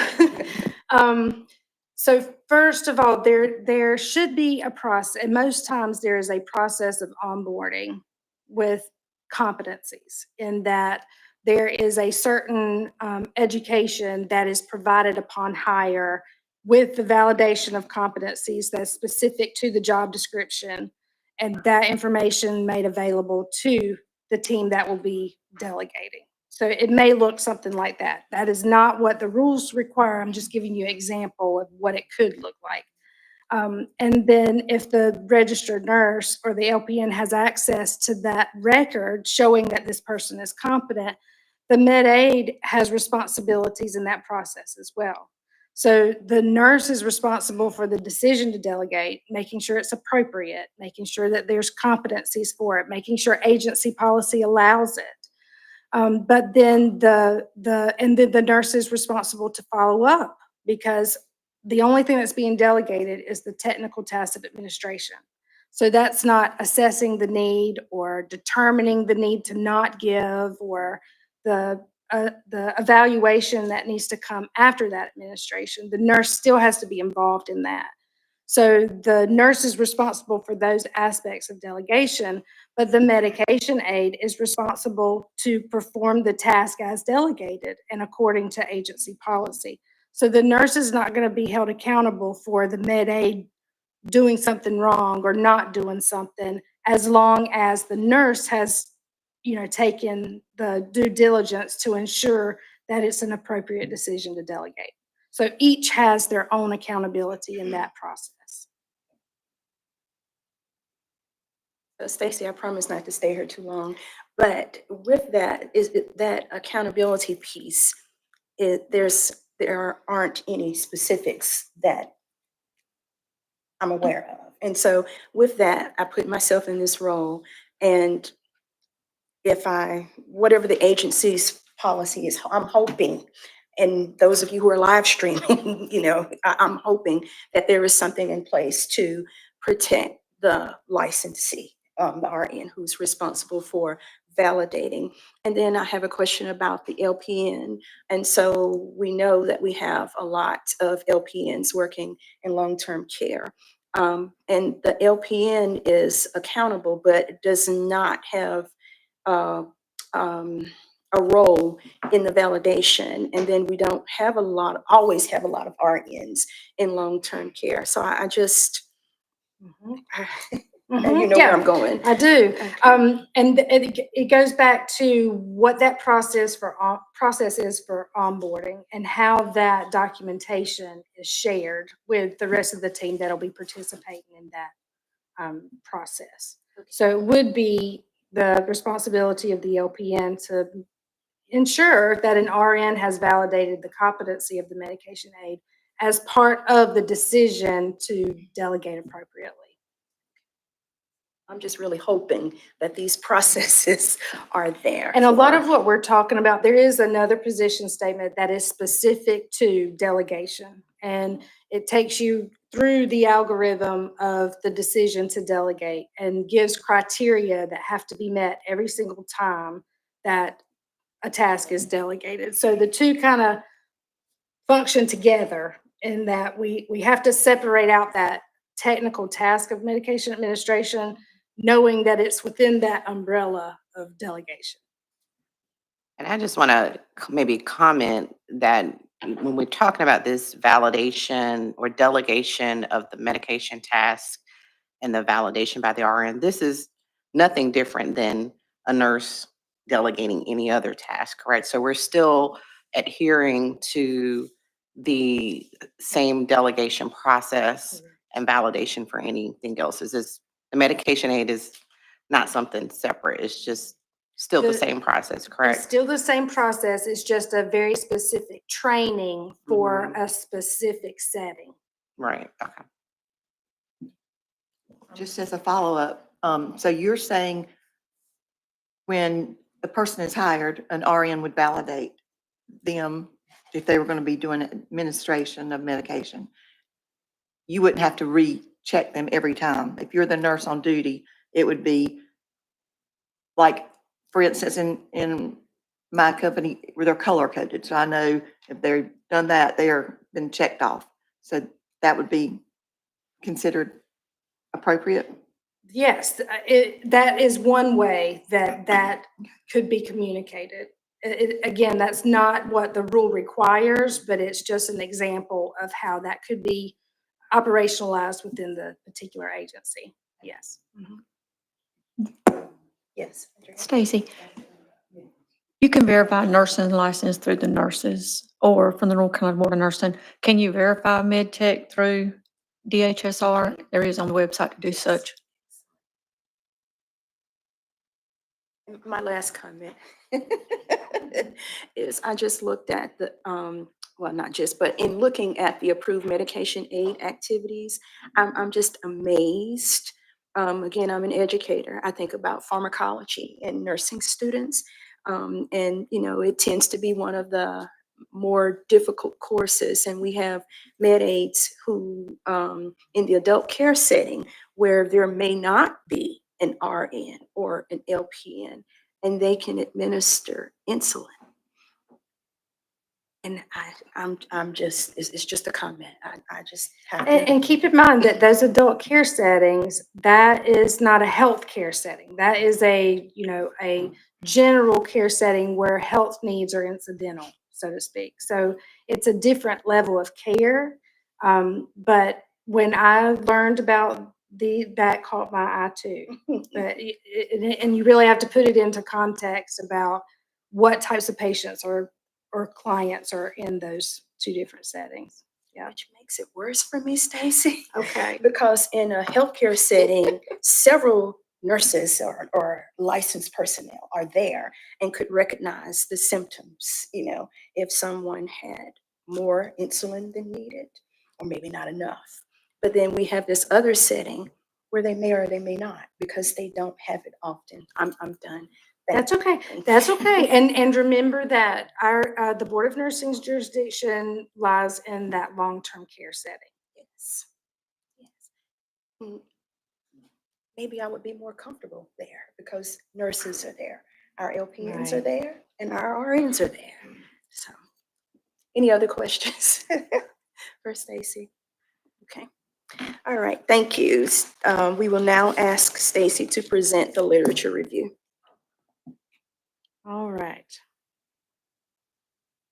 A review of the literature on the role of medication aid was completed using Google Scholar and NC Live as search strategies which utilize various databases to identify relevant articles. Literature on the topic from 2015 to 2025 yielded a limited number of articles when exclusion criteria of assisted living, medication adherence, staffing, and nurse aid were applied. Inclusion criteria consisted of full-text, scholarly and peer-reviewed, and open access articles with search terms of medication aid and medication administration. A separate search specific to the Journal of Nursing Regulation through the National Council of State Boards of Nursing was conducted for articles back to 2010 and yielded 4 articles for review. So a total of 12 articles were selected and presented in this literature review, and each of the articles is available in your resource section and on board for the E&P committee. Literature articulates the role of medication aid as an asset to the long-term care healthcare team by allowing licensed nurses to focus on higher level tasks. Literature acknowledges medication administration as a complex task with associated risks. 2 articles offer statistics reporting that most long-term care residents receive 7 to 8 medications daily, and 1/3 of residents receive more than 9 medications a day. Despite the complexity of medication administration, the literature shows no evidence that medication errors by medication aides are higher than those by a licensed nurse. Literature presents evidence of varying roles in regulation of the medication aid in long-term care across jurisdictions and focuses on the delegation process by which the medication aid performs the task of medication administration. 2 articles address curriculum content for medication aid education, And one author presented a pilot performed by the Arizona Board of Nursing in 2008, detailing the curriculum development and implementation. Core curriculum components of a standard exam and manual skills demonstration exam were documented in the literature. 4 articles focus on the licensed nurse role in delegating the task of med administration and document evidence of a lack of knowledge by the licensed nurse regarding the accountability and supervision and the responsibility of follow-up when delegating medication administration. 2 articles present the responsibilities of the licensed nurse to delegate and supervise, and the responsibilities of organizations to develop systems, staff resources, and competencies both relevant to the specific job description and consistent with state training for the medication aid. Another author documented the study findings that licensed nurses do not understand the meaning of delegation and have a misperception that the tasks included in the job description of the medication aid are not delegated by the nurse.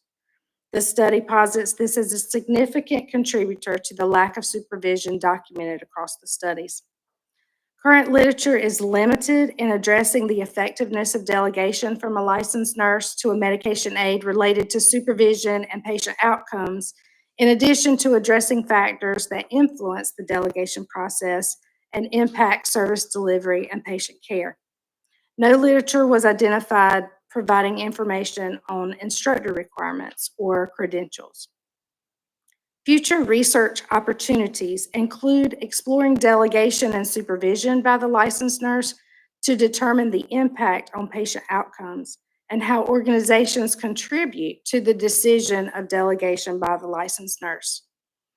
Another author encourages regulators to educate long-term care administrators about the role and responsibilities of the medication aid to increase the knowledge of how this role functions within the organization. In addition, education related to the licensed nurse's role in delegating and supervising the medication administration by med aids in the long-term care setting is suggested.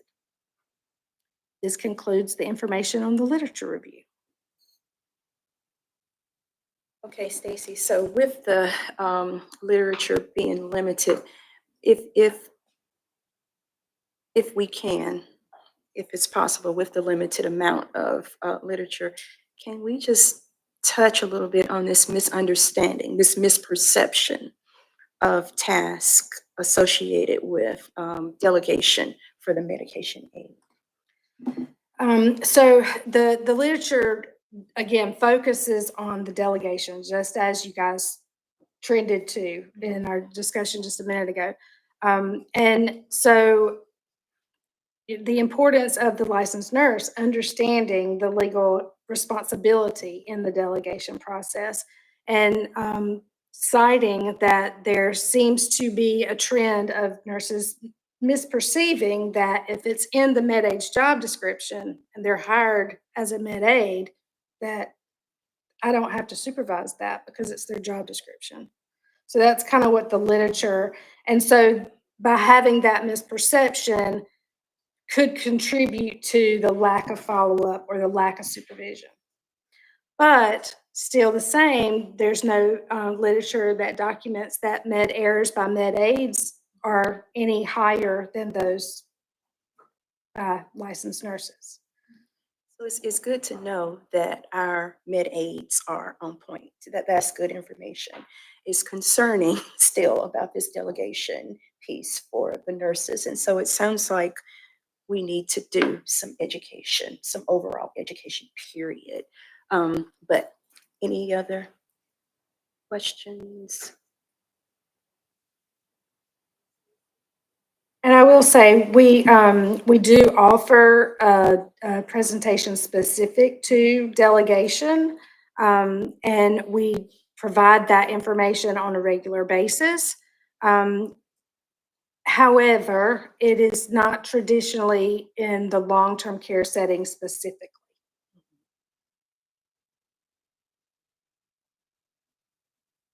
I won't go on my soapbox.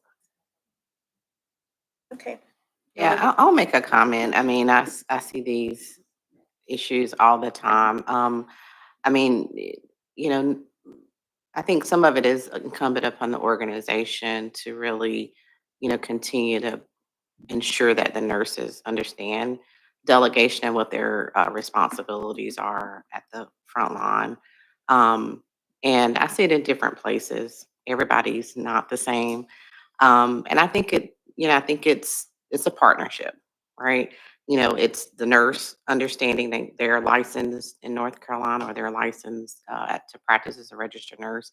It's important to understand, what their roles are from an accountability perspective, a supervisory perspective, but also like when they're in the organization or at the agency, having that partnership through our education departments, leadership, those staff development training and just ensuring and having some quality control around monitoring that. So, I get what you're saying with that. I think it's going to be a ongoing thing because we have so many new nurses, so many nurses are moving around in many different places. And I will say the teams in which they work on look very different than what it was when I might have worked on the floor 10 years ago.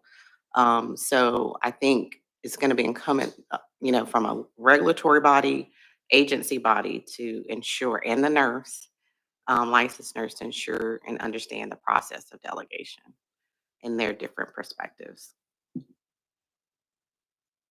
Dr. Shaw. Other questions for Stacy? So before Stacy presents on the comparison of state laws and rules for the medication aid, we'll take another 15-minute break and resume. Thank you.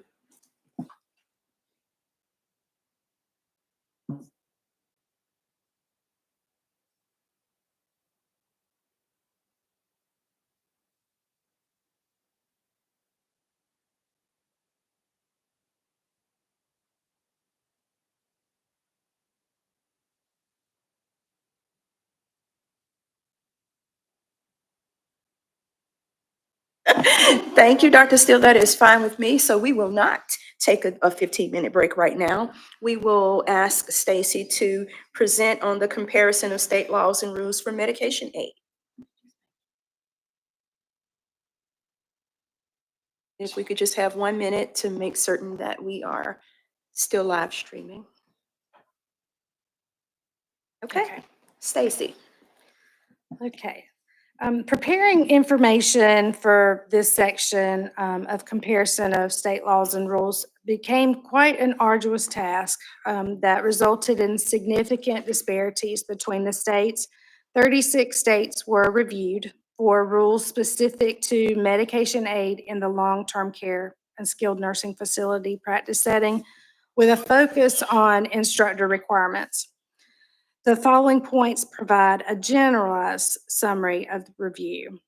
First, there are multiple titles for the medication aid according to the state being reviewed. Different titles cited include MAC, Certified Medicine Aid, MAC, Medication Assistant, Limited Lay Administration of Medications, or LLAM, and Qualified Medication Aid, QMA. So a lot of different titles. Second, there's no consistent structure of regulation. The role of med aid is regulated by the Board of Nursing in some states, while in others, the regulatory body is within the Department of Health. Next, several states do not allow medication administration by unlicensed assisted personnel at all. Several states allow the delegation of medication administration to unlicensed personnel in mental health facilities, but not in nursing homes. In states that allow the delegation of medication administration, there's a great variation related to the routes that are allowed and/or prohibited. Restrictions were noted for controlled substances, first doses, and PRN medications. Also, some states allow an RN or a pharmacist to provide instruction in the med aid course. And lastly, some states began pursuing legislation around the role of medication aid with either legislation pending or unsuccessful progression of the bill. So information from 10 states was obtained specific to faculty requirements for medication aid in the long-term care courses. The chart on this slide summarizes the findings from the 10 states. And so a table is in your meeting book that provides specific links to the rules for each state that were reviewed. But on this slide, you can see that all 10 states require an active RN license for faculty. 3 of the states require faculty to have experience teaching adult learners. 4 states require some type of practice experience, either general practice as an RN or experience specific to medication administration. 5 states have other specific requirements, such as the faculty must have worked as a facility administrator, or they may require a specific permit that's called a medication aid training permit. One also has a minimum education level of BSN. One requires faculty to have worked as a nurse educator specifically, or have specific experience as a supervisor or instructor. So just as a reminder, the North Carolina rule currently requires faculty to have an unencumbered active RN license, 2 years of practice experience as an RN that includes medication administration, successful completion of board-approved instructor training program, and maintain board certification as a medication aid instructor through renewal every 2 years. The review and comparison of rules in other states revealed states with more lenient faculty requirements than the current North Carolina rules, such as Alabama, Florida, Ohio, Washington, and Wyoming, and some with more specific requirements, such as Kentucky, Michigan, New Hampshire, New Mexico, and Wisconsin. So this concludes the information of the comparison of rules in other states. Thank you, Stacy. Are there questions about the state laws and rules for medication aid? Yes, Dr. Shaw. In that search, were the settings pretty standard? I know the titles were varied, but were the settings in which those medication aid type of individuals, was that the same? And was there any pursuing around having that role in hospitals? In your So the 10 that are listed here are 10 that are specific to long-term care. So we tried to tease those out. It's very difficult when it's hard to determine who the regulatory authority is. It's hard to find the rules that go with that particular role. And then when you do find those, you have to tease out again, is this specific to long-term care or is this to other practice settings? So, trying to bring this so that we're comparing apples to apples, these are the 10 that it is very evident that these are rules specific to medication aids in long-term care. And the second part of your question, as you're perusing, literature and NCSBN resources, there are references to acute care. But I'm not aware of the legislation that allows that in other states. Other questions? Okay, so now we'll take a 15-minute break and then we will come back and be ready for our robust discussion. Thank you.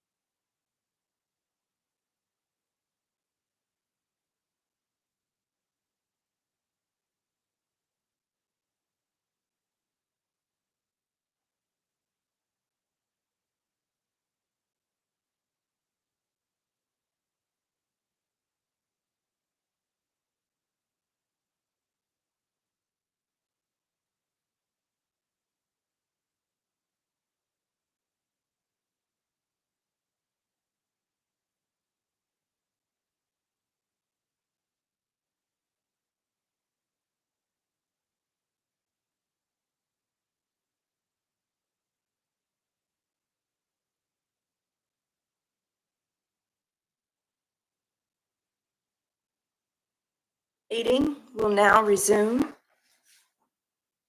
We will now go into the committee discussion. I want to thank the board staff for providing the meeting book and the very informative, very thorough presentations. Stacy Thompson, not Thomas. I want to publicly apologize to Stacy for giving her a new last name. But Stacy Thompson will provide us with a summary of the pertinent points presented today. All right. The Medication Aid Advisory Committee was developed to address workforce availability in the area of medication administration. With great foresight, the group collaborated with other regulatory entities to develop legislation, curriculum, and processes aimed to educate licensed registered nurses to provide medication administration instruction to qualified unlicensed personnel. With over 5,000 medication aids listed on the registry, it is important to review current legislation and processes to ensure adequate resources and regulation are available to maintain this education without creating unnecessary barriers in achieving instructor status for licensed RNs or registry listing for medication aids for nursing homes. It is prudent to evaluate the current categories of chief educator, master teacher, and RN instructor for continued sustainability given the current numbers of each classification. There are 0 chief educators, 17 master teachers, and approximately 300 RN instructors qualified and approved to provide medication aid instruction using the board-approved curriculum.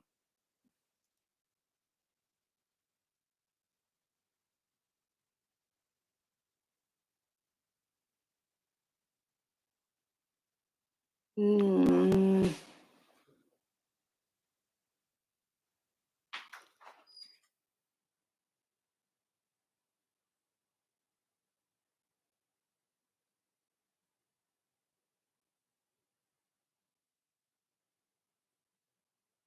Thank you. So North Carolina law mandates the Board of Nursing to establish standards for faculty and applicant requirements for medication aid training and provide ongoing review and evaluation and recommend changes for faculty and medication aid training requirements. Both of these mandates support safe medication administration and improve client, resident, and patient outcomes.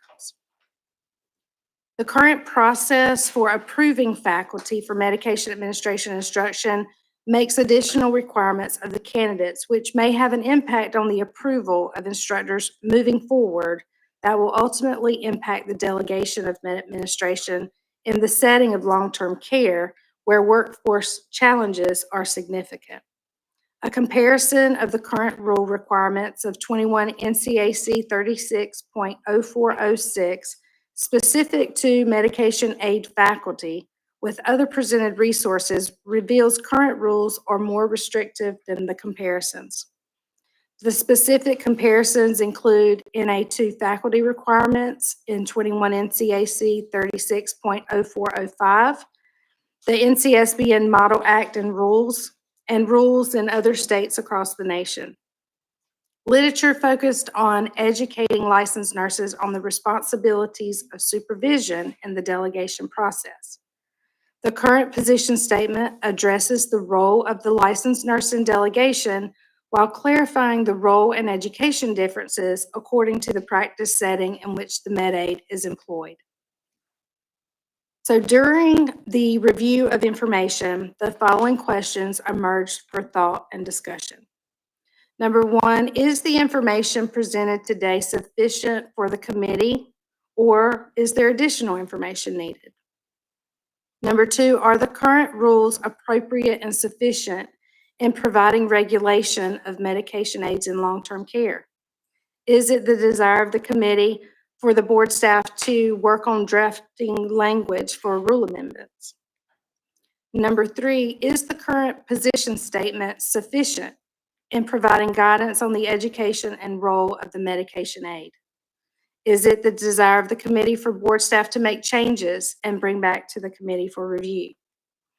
I want to thank you for your time and attention during the presentations today. I know this is a lot of information to absorb, so please take time to pose any questions you have about anything that we've shared today. Thank you, Stacy. Committee members, we will now begin the process of discussing the role of medication aid information that was presented today. This is your opportunity to ask questions or make comments on any of the information provided. Yes, Dr. Steele. Okay, here we go. Hello, friend. All righty, so as master teachers and instructors decline, has there been a marketing campaign to medication aids, the 5,646 of them, to get them interested in certification to teach? And I say medication aids, I actually mean RNs maybe, not medication aids, because I wrote that question before I fully understood everything. So you see, this is why I wait till the end. So now I'm really referencing those who are certifiable or able to petition to be certified to teach medication aids. And other than the information that's provided on our website about how to become a medication aid instructor, I'm not aware of any marketing strategies. that have Okay. been used. So while this is not a policy recommendation, it's just a recommendation. But oftentimes, and my background is in public education, so oftentimes certifications or higher credentials for a particular thing are not always known by the body. So for instance, when we are looking at teachers and we need more lead teachers or more English or reading specialist or math specialist, we'll go to those who are qualified to become that and have the requisite experience and market to them and say, we're offering X incentive for you to pursue this credential to be able to replace the population of people who are leaving that profession. Simply because we have to have a pipeline always to be able to lead other teachers on their journey, especially if they're just starting out. So that is a recommendation to initiate some type of marketing. I don't know if it could be done through companies and agencies that employ registered nurses who would meet the required skill, to be, or the requirements to be able to teach med aids, but whoever they are, we need to probably look at offering something like that.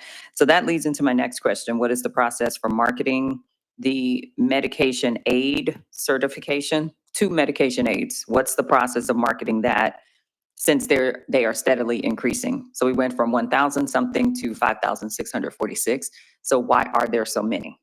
Is it because the pathway to get there is a little bit easier? Like what do you think explains why we have so many increasing over the last few years? I don't have any evidence to support an Mhm. answer to that. But there has been a move for long-term care facilities to educate their employees to provide to work in this role. So they may have a nursing assistant working for them who they then challenge and help maintain, get the med aid education to then work in that role for the agency. Okay, makes So- sense. Got So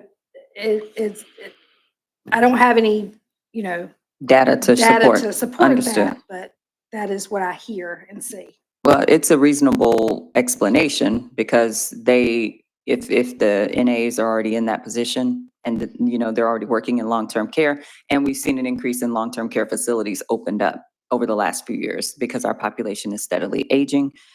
So that it makes perfect sense that could be a reasonable conclusion as to why this massive increase over the last few years. And of course, I ask that because if we're seeing the population increase, then we have to be able to accommodate what they need in the population. So they need supervision. They need people who are able to validate their credentials and their ability to administer medications. So then therefore we have to go after the teachers who are able to teach them and provide continuing ed or whatever, the remaining requirements are. And then we have to increase the number of master teachers or the pipeline so that we can continue to, again, address the issue of teachers disappearing. So we talked about the barrier of education being the 16 hours of board training. I would say that we don't have enough data to support that that is actually a barrier, because it may not be a barrier. It just may be something that we hadn't considered in the overall scheme of recruiting master teachers. So I don't know that it's a barrier yet. I'm not saying it's not a barrier, but it could be a very necessary thing. We just haven't marketed to RNs to say, hey, become a master teacher, and this is what we're offering you, because they may be very well interested. If they're incentivized by their employer, they may be interested even more. If they get a badge from the Board of Nursing, they may be incentivized more. I don't know. So I would caution us against saying it's a barrier, because it may not be a barrier. And then the Chief Education Officer. So I know that we talked about this briefly, that we have 0 due to the need and their role on the advisory board. Is it needed that we have a Chief Education Officer? I mean, I think we do need one, but is it a necessity? Well, if we go back to the 3 categories of instructors, the chief educator, the function of that role is to educate master teachers Mhm. and serve on the medication advisory committee. So it seems like we do need one. Or looking at the function of the other 2 categories, and Mhm. can that role be absorbed into one of the existing categories? Okay, and it could be also that we could look at all of the current master teachers to find a chief education officer, and then a deputy chief education officer to take his or her place when that one completes their term, or however it works. But I just wonder if overall, what we have seen is the area of the workforce that has been massaged and encouraged and motivated and prompted, such as the medication aides within the long-term care facility, if that's our assessment of how how their number grew so fast. If we have nurtured as a profession those friends to become medication aides, now we need to nurture master teachers to become chief education officers, and nurture RNs to become master teachers, basically. So it goes back to my initial thought about marketing. Perhaps have we explored a collaborative effort between us and DHSR to, again, market to increase the number of master teachers, So- to your knowledge? Yeah, that would not need to be a collaboration with DHSR, because Okay. the board's jurisdiction is to establish the training requirements of the instructors. Got it. But they So- list them on their registry. No, the RN Oh. instructors are maintained here. Okay, they list the medication aides aides are on their are registry. Got it. So they communicate with the med aides. We Yes, communicate with the instructors, yes. but we should not collaborate with them. I'm not saying we shouldn't. Oh, okay. I'm but saying the maybe a rule doesn't thought. require it. Got it. Okay. So this is leading me possibly to making a recommendation about some rules, but I'm not gonna make a recommendation yet. And then does the NCBON solicit studies, pilots, article, co-writing, et cetera, with nursing schools and programs in North Carolina around topics such as this or other topics? And I'm asking this because I know we publish articles and we publish studies, but just looking and listening to the lit review, I think there's an opportunity for us to lead in the effort where we've identified a problem or a deficit. So I'm curious about, in general, does the board, and you may want to call on some colleagues to help answer this question, but does the board solicit studies from other institutions across the state, pilots, or article co-writing opportunities with nursing schools to kind of co-produce some of those pieces of literature? I'm happy to answer that question. So I think we could collaborate with other agencies or programs. I think there's a challenge in conducting good research, good qualified research, and it not being a primary role of anybody in this organization. So Got it. that comes to a challenge in conducting research at the Board of Nursing. And is it within our strategic plan in order to conduct that research? But collaboration with agencies. And hopefully, if there's individuals listening to this call today, they will hear the call for potential research opportunities in the future. Okay, and very funny, one of my next questions is relative to the strategic plan. So for our strategic plan, we are able to lead in the effort of establishing our presence and our leadership on various education issues. So perhaps it could be that we put out a call for solicitation of research projects that are already perhaps at maybe an R1 institution, not to eliminate others, but an R1 institution that's already had a very thorough IRB process, and the project has been vetted. But we put out the solicitation that the Board of Nursing will serve as a secondary or tertiary author on the proposed research or pilot study to further position us as a board to lead in the creation of knowledge, especially when we have gone through this particular issue and identified some gaps in literature, just gaps in, when I opened up Alabama, it's 22 pages for you to read all of that just for Alabama, and then go through all the other states, and those were multiple pages as well. But when we identify a gap, that's an opportunity for North Carolina to step up and become the leader in the creation of knowledge. So just a thought about the lit review. Which leads to doctorate degrees. So we have several doctors on staff and on the board. If my numbers are still correct, about 1% of the population have a doctorate degree. So we are therefore seen as, quote, responsible for creating new knowledge. So again, this is an opportunity for the North Carolina Board of Nursing to step up and help co-create some new knowledge around medication aids, best practices, the fact that we hadn't seen many changes from our rules in the last 15 years. So what can we recommend to other, states? And if I go to another conference and they recommend the North Carolina dental or talk about the North Carolina dental case, I'm like, well, is that the only thing we're known for? As it relates to that thing, I'm like, there has to be new, cases, or have to be. And then lastly, which state does North Carolina want to be like, or do we want to be separate and apart? After you've done all of the medication aid research, what state do you personally think that we either closely align to, or that we might want to consider looking into deeper to align with? So I would go to NCSBN Model Act and Rules. Smart answer. Because, like, as you saw in the presentation, every state is different. And National Council is the standard, and that is the model. So, that's what I think is most representative of the best practice for the different jurisdictions. And remind me how we compare to the NCSBN standard. So NCSBN for the faculty requirements was 2 categories of program coordinator and program instructor. And they were very similar. However, North Carolina does require the board-approved training for the instructor, whereas National Council, the Model Act and Rules do not. And so they do not have the requirement for chief education officer Right. nor master teacher. Okay, got it. All right, thank you. This concludes all of my questions. Great questions, Dr. Steele. Thank you. Board members, committee members. Dr. Shaw? Oh. Okay, Dr. Kissler. I just had a couple of points of clarification. Do we have to have the chief, as Dr. Steele referred, to gain additional master's instructors?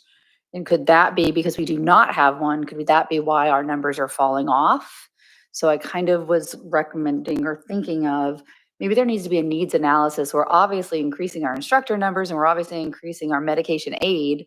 So is there a true needs and is there a true need for all these different positions within our structure? So I guess my point of clarification is, do we need that chief to create our master instructor? Because that was unclear of whether to become a master instructor, you must have been taught by the chief instructor? No. Okay. So the process is currently functioning with only RN instructors and master teachers. Okay. RN instructors continually rise because they are required to have instruction by a master teacher. So as long as we have a master teacher in our current process to provide the instruction to the RNs that qualify, we will continue to build that pool of RN instructors. But there's in the current process, there's not a progression from RN instructor to master teacher. They're That was my question. completely separate. So the process would need to change if that was the desire to, but it's currently functioning with no chief educators. So Thank you.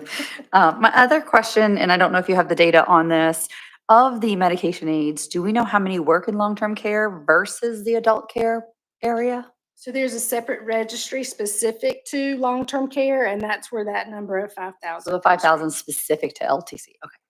Those are my points. Thank you. Thank you, Dr. Thank you, Dr. Kistler. Dr. Shaw? Yeah, with the 5646 med aids, are they active or is that just the number? I'm That's just the curious. number. Yeah, I would have to reach out to DHSR to get the breakdown of what data they collect when those med aids renew in order to know if there was any specifications.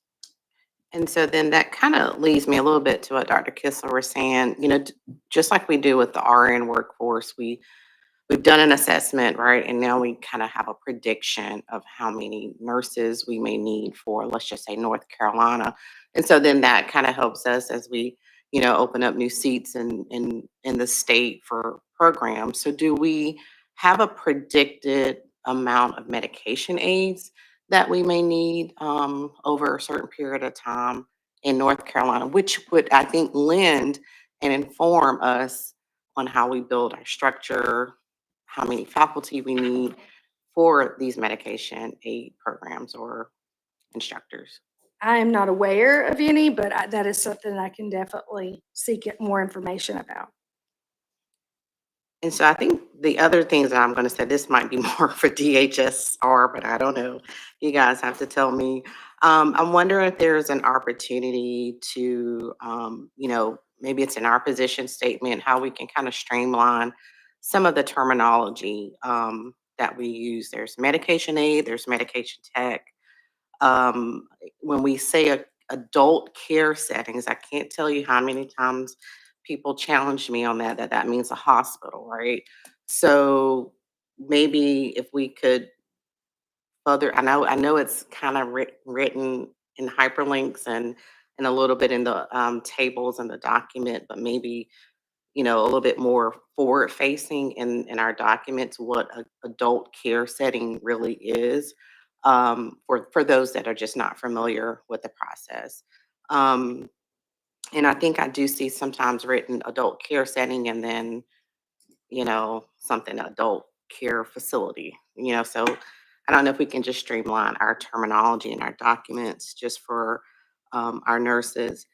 Um, when we talk about long-term care or skilled nursing, which is where the medication aids pretty much function in obviously the adult care setting, does that include rehab? Because rehab sometimes is tucked into long-term care facilities and skilled nursing. So, but how we reimburse and how we define, sometimes it's separate. So in regards to the medication aid and the setting in which they can work, can a medication aid work in a rehab? So it comes Facility, down hospital. to how the facility is licensed. Okay, And what type of license the facility has determines what rules apply to that particular agency.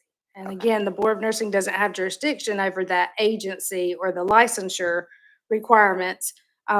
But you may have a facility that's named one thing, but is licensed as something very specific. And the licensure requirements are what's gonna dictate, the staffing, the mix, and whether that is considered long-term care or skilled nursing. got it. Got it. Um, and then I would also maybe, have we done like um, I call it focus group, but it could be thought group. Have we pulled together stakeholders across the state? If we're here trying to propose changes and look at things, have we pulled people who are actually employing medication aides? Have we talked to medication aides?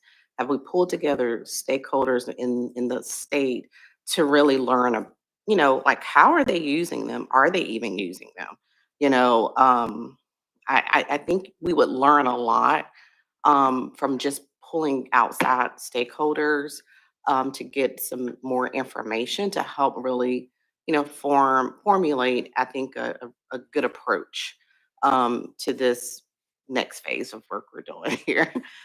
So that would just maybe be a recommendation. I don't know who and how. Happy to give you ideas and thoughts about that. And maybe some of your larger employers and in your skilled nursing leaders. And then I also would say, and maybe this is a DHSR, but is there an opportunity to expand the setting to hospitals with governance, with specific criteria? Not all hospitals are the same. And, I think of rural settings, I think of critical access hospitals, I think of hospitals that might have low acuity, where this role may be beneficial to the workforce there.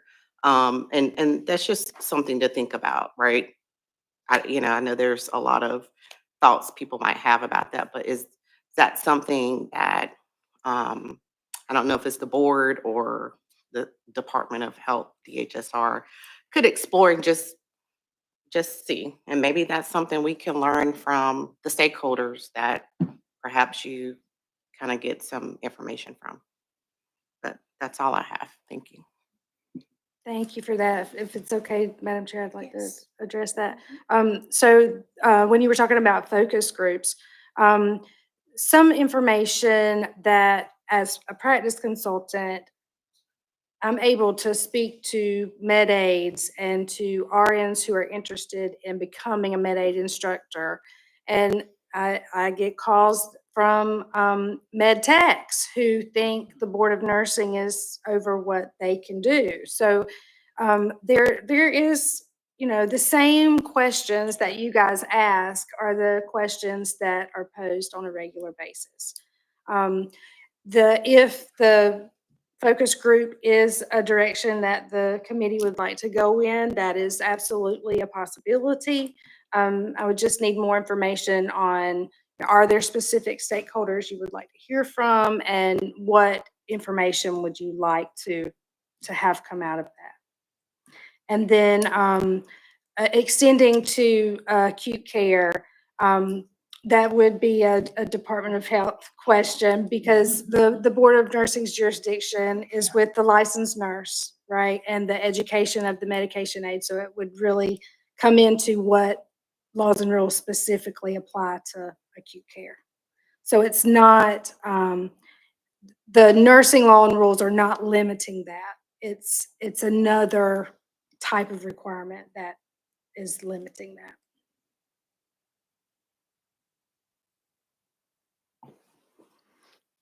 Thank you, Dr. Steele and Dr. Shaw, for your recommendations. Those are excellent. And in this first meeting, we try and just get the information out and then reach out to the board members and committee members and say, where do you want us to go from here?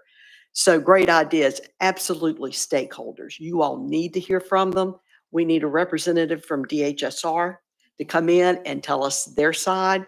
And I think creating a chart for this is what DHSR is responsible for, this is what the Board of Nursing, and the difference between med aid and med tech, because it does get very confusing. So I think those are all excellent ideas.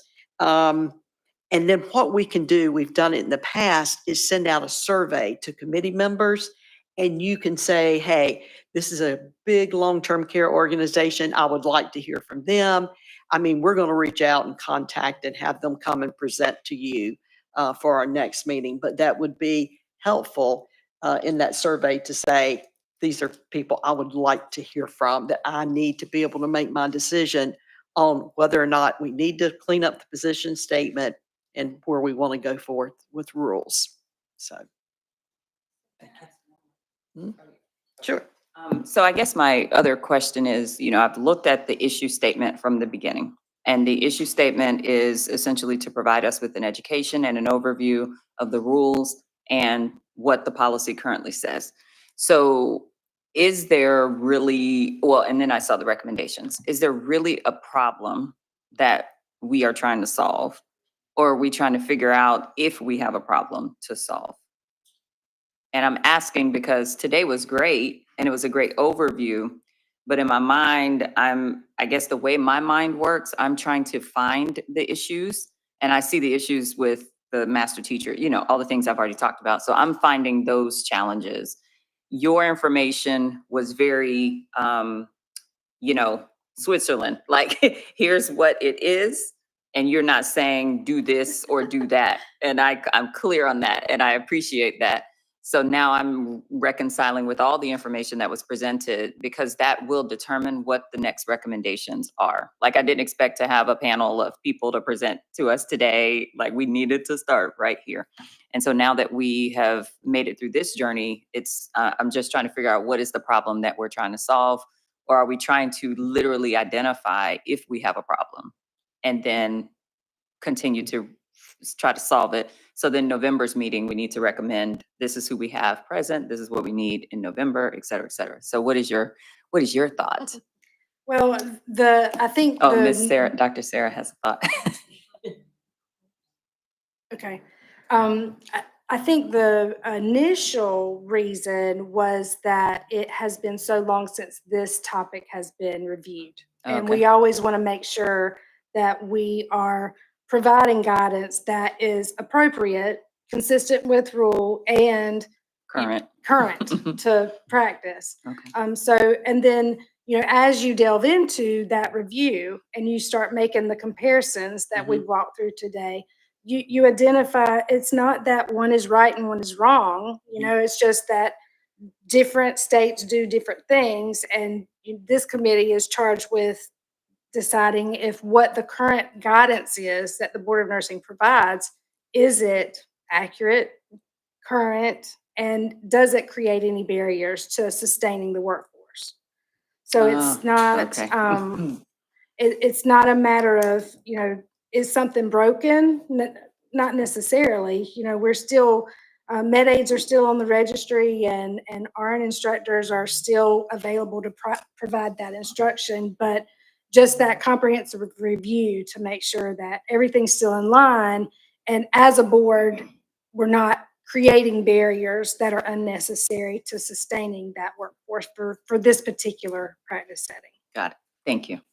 And I guess I would add a comment, we also want to make sure that we're just not preserving we don't want to preserve a program just because. We want to make sure that there is a ROI, that it's really meeting the need.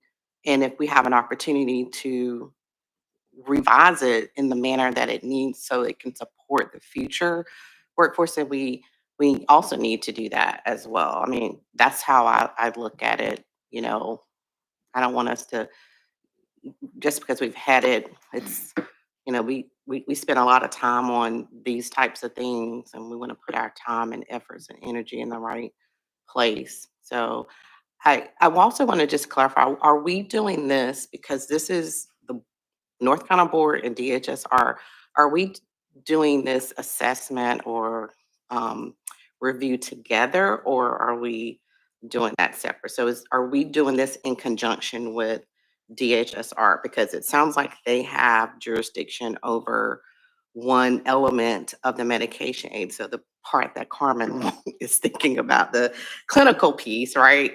So, and where they can work. And then we're talking about the education and the training. So are we approaching this together with these agencies, or are we doing it, are we kind of just doing our part from a board perspective and not, I'm just, how are we doing it together? So in the beginning, there was a Yeah. collaboration, Yeah. right, to get it all started. So there was a collaboration in developing the curriculum, all right? And so, but there are rules, as you saw, that clearly distinguish the parts of the process that are within each jurisdiction, right? So depending on the outcome of this committee would direct on whether or not a collaboration would be needed based on what the recommendations are. If I can bring up a point to address both Dr. Steele and Dr. Shaw's comments. Stacy's provided a lot of education, a lot of history, and I think what you'll see in the materials as well is that the rules haven't been revised since 2008. So, as Stacy noted from the very beginning, this has changed dramatically from when this started. So, I believe staff's recommendation would be to ask for us to explore what rules need to be changed and revised. I certainly see in a brief overview an opportunity to improve them and clarify our rules. And in speaking with Angela Ellis, who handles these and has handled these for quite a long time, and my mentor, she also says, we would need stakeholder feedback. So I would have come away with two asks. Who specifically would you like to hear from? And then I would ask that you direct staff to explore the rules and see if there's a need for rulemaking, and then we can report back to that at the November meeting.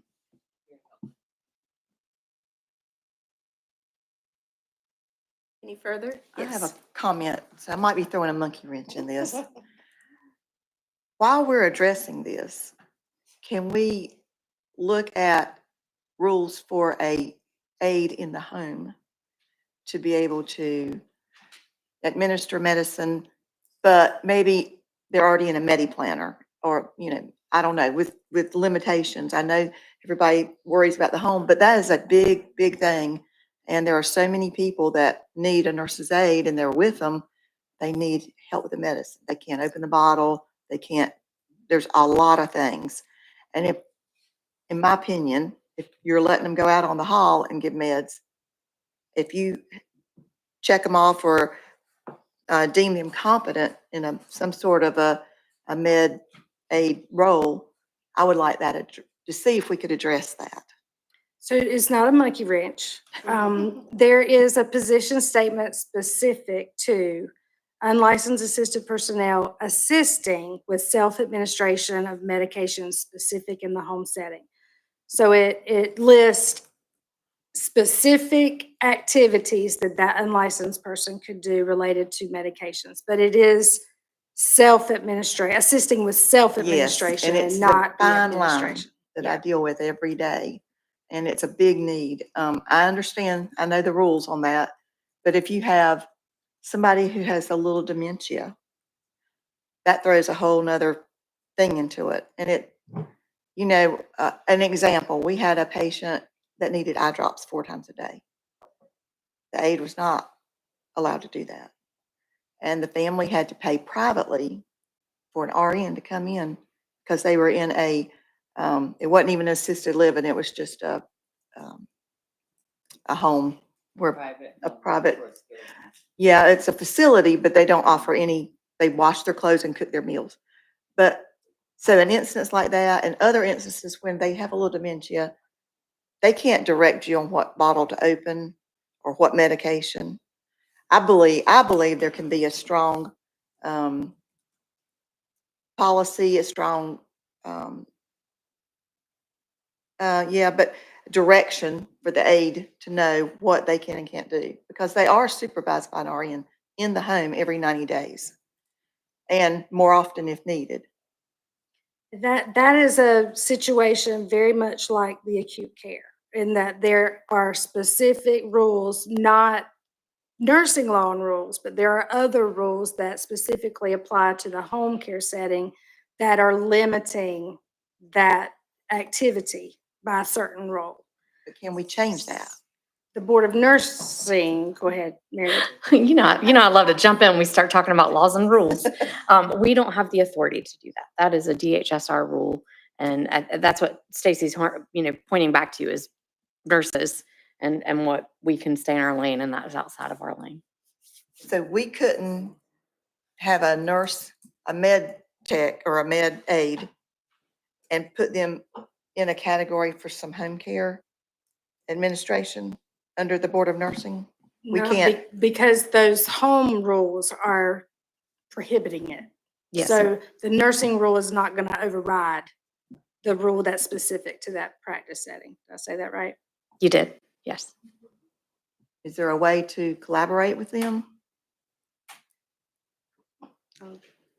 That rule hasn't been changed in 20+ years. Well, I think that is something that needs to be addressed directly with DHSR, because it is their rule. It's not our rule. I certainly think that when the stakeholder comes, you can probably address that, but ultimately it's going to have to be DHSR that takes up that issue.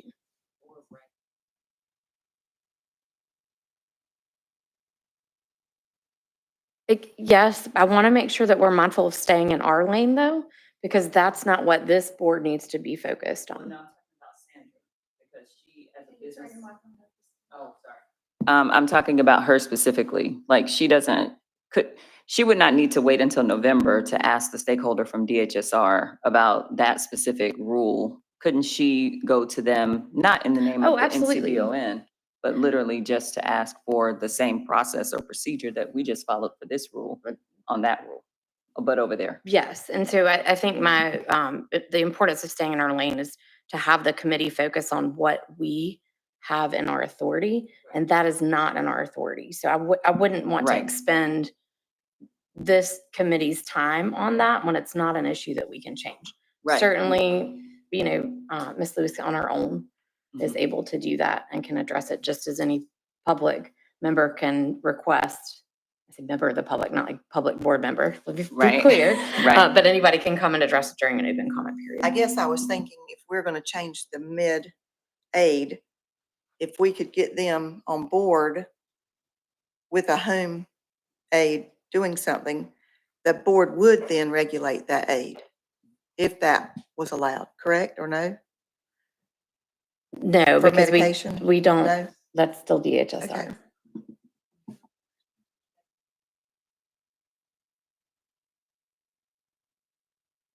Further discussion? Yes. Dr. Steele, it's probably just an assumption, but you have nursing assistants, like us nurses, we're kind of aging out, and their CNA jobs are really hard on their bodies and stuff.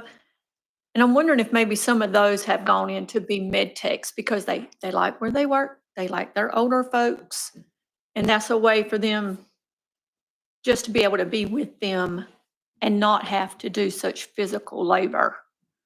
Does that make sense? It does. Are you saying that in that setting or in that example, that some of the medication aides would then therefore be eligible to become an instructor? They Because- wouldn't be able to become an instructor, but you Oh. were curious how we ended up having like 5,000. Oh, why yes. it Okay. increased. Mhm. So Got I'm it. thinking maybe some of the older nursing assistants, they like where they're working, they like their older folks, but that's a way for them to not have such a physical demanding job that breaks them Mhm. down, but they still can be participant so that they can, they just transition into the med aid. Yeah, thank you for that. It's just a thought. Yeah, valid. Thank you, Andrea. Additional discussion?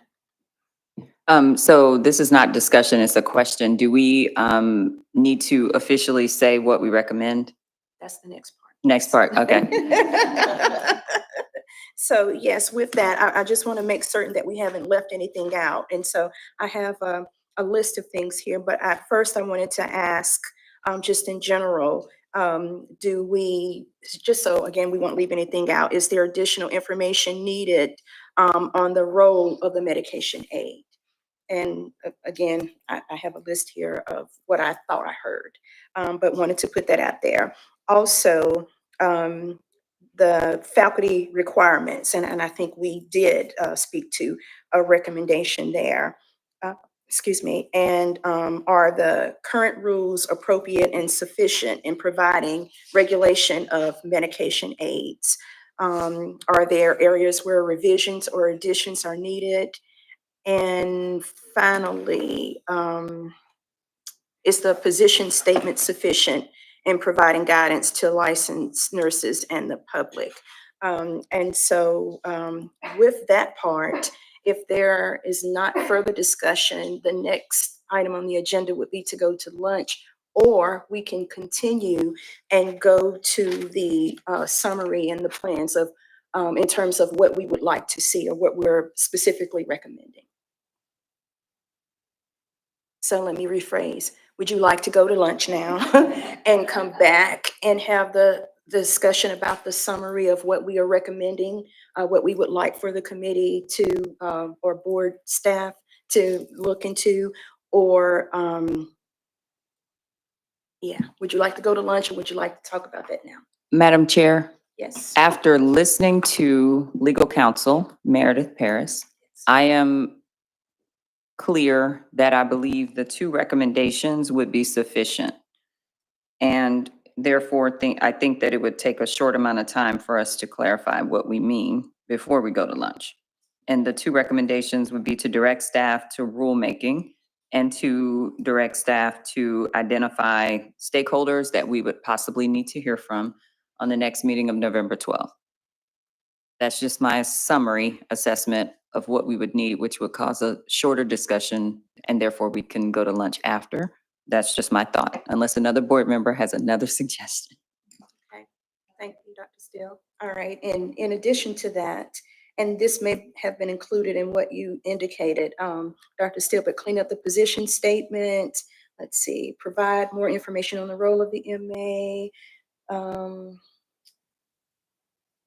And we said pull together the stakeholders. I did hear the question about like specifics. I really liked, I think Dr. Shaw, you mentioned this, bringing the med aides in so that we can hear from them. So med aides, DHSR, agencies who utilize med aides, and nurses, of course, who work directly with med aides, and then information to for clarity on the med aid versus the med tech.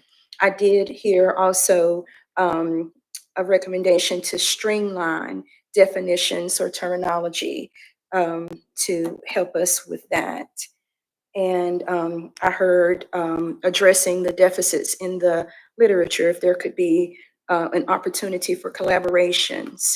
And I also heard revisiting the education levels, those different categories. And so I think that's a very comprehensive list for us to direct staff to take the next 3.5 months to support that work. Okay. Well, and it may take into 2026. If I may speak just to the position statement. We are in the process of revising and looking at all of our position statements from a staff standpoint. Certainly the direction could be to start that because I think Stacy's going to be an integral part of that process.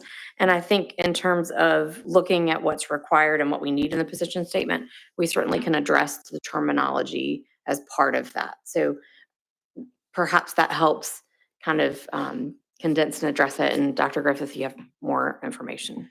I'd also say if you want to hear from the external stakeholders, it may be valuable to hear that, and that may also guide us in changes to the position statements or recommendations for amendments to the rules as well. So it might extend into 2026, which we would have to go back to the board to get that approval. But in order to get the information you all need in order to make the decisions, it might be an additional meeting in there in order to meet all these requirements.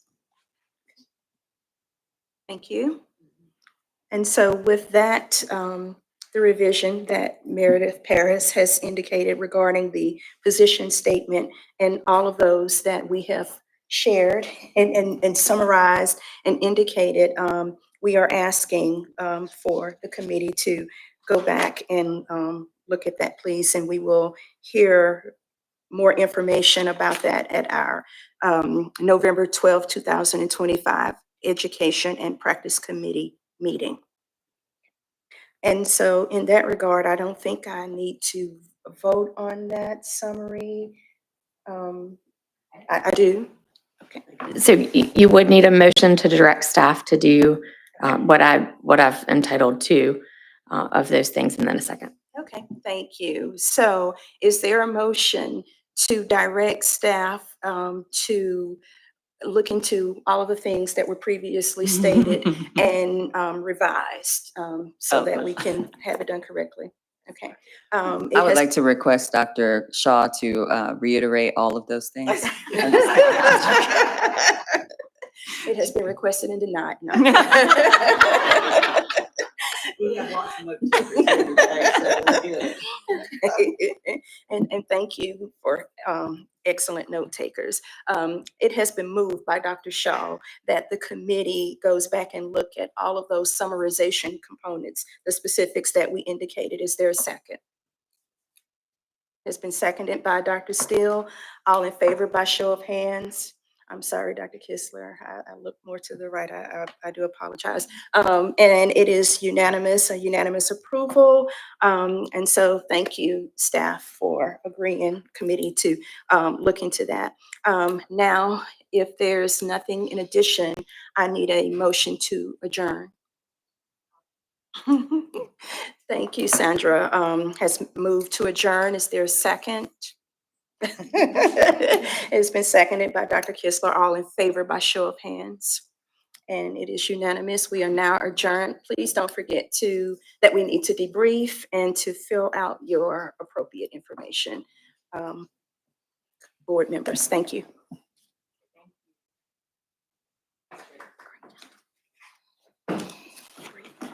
Mhm.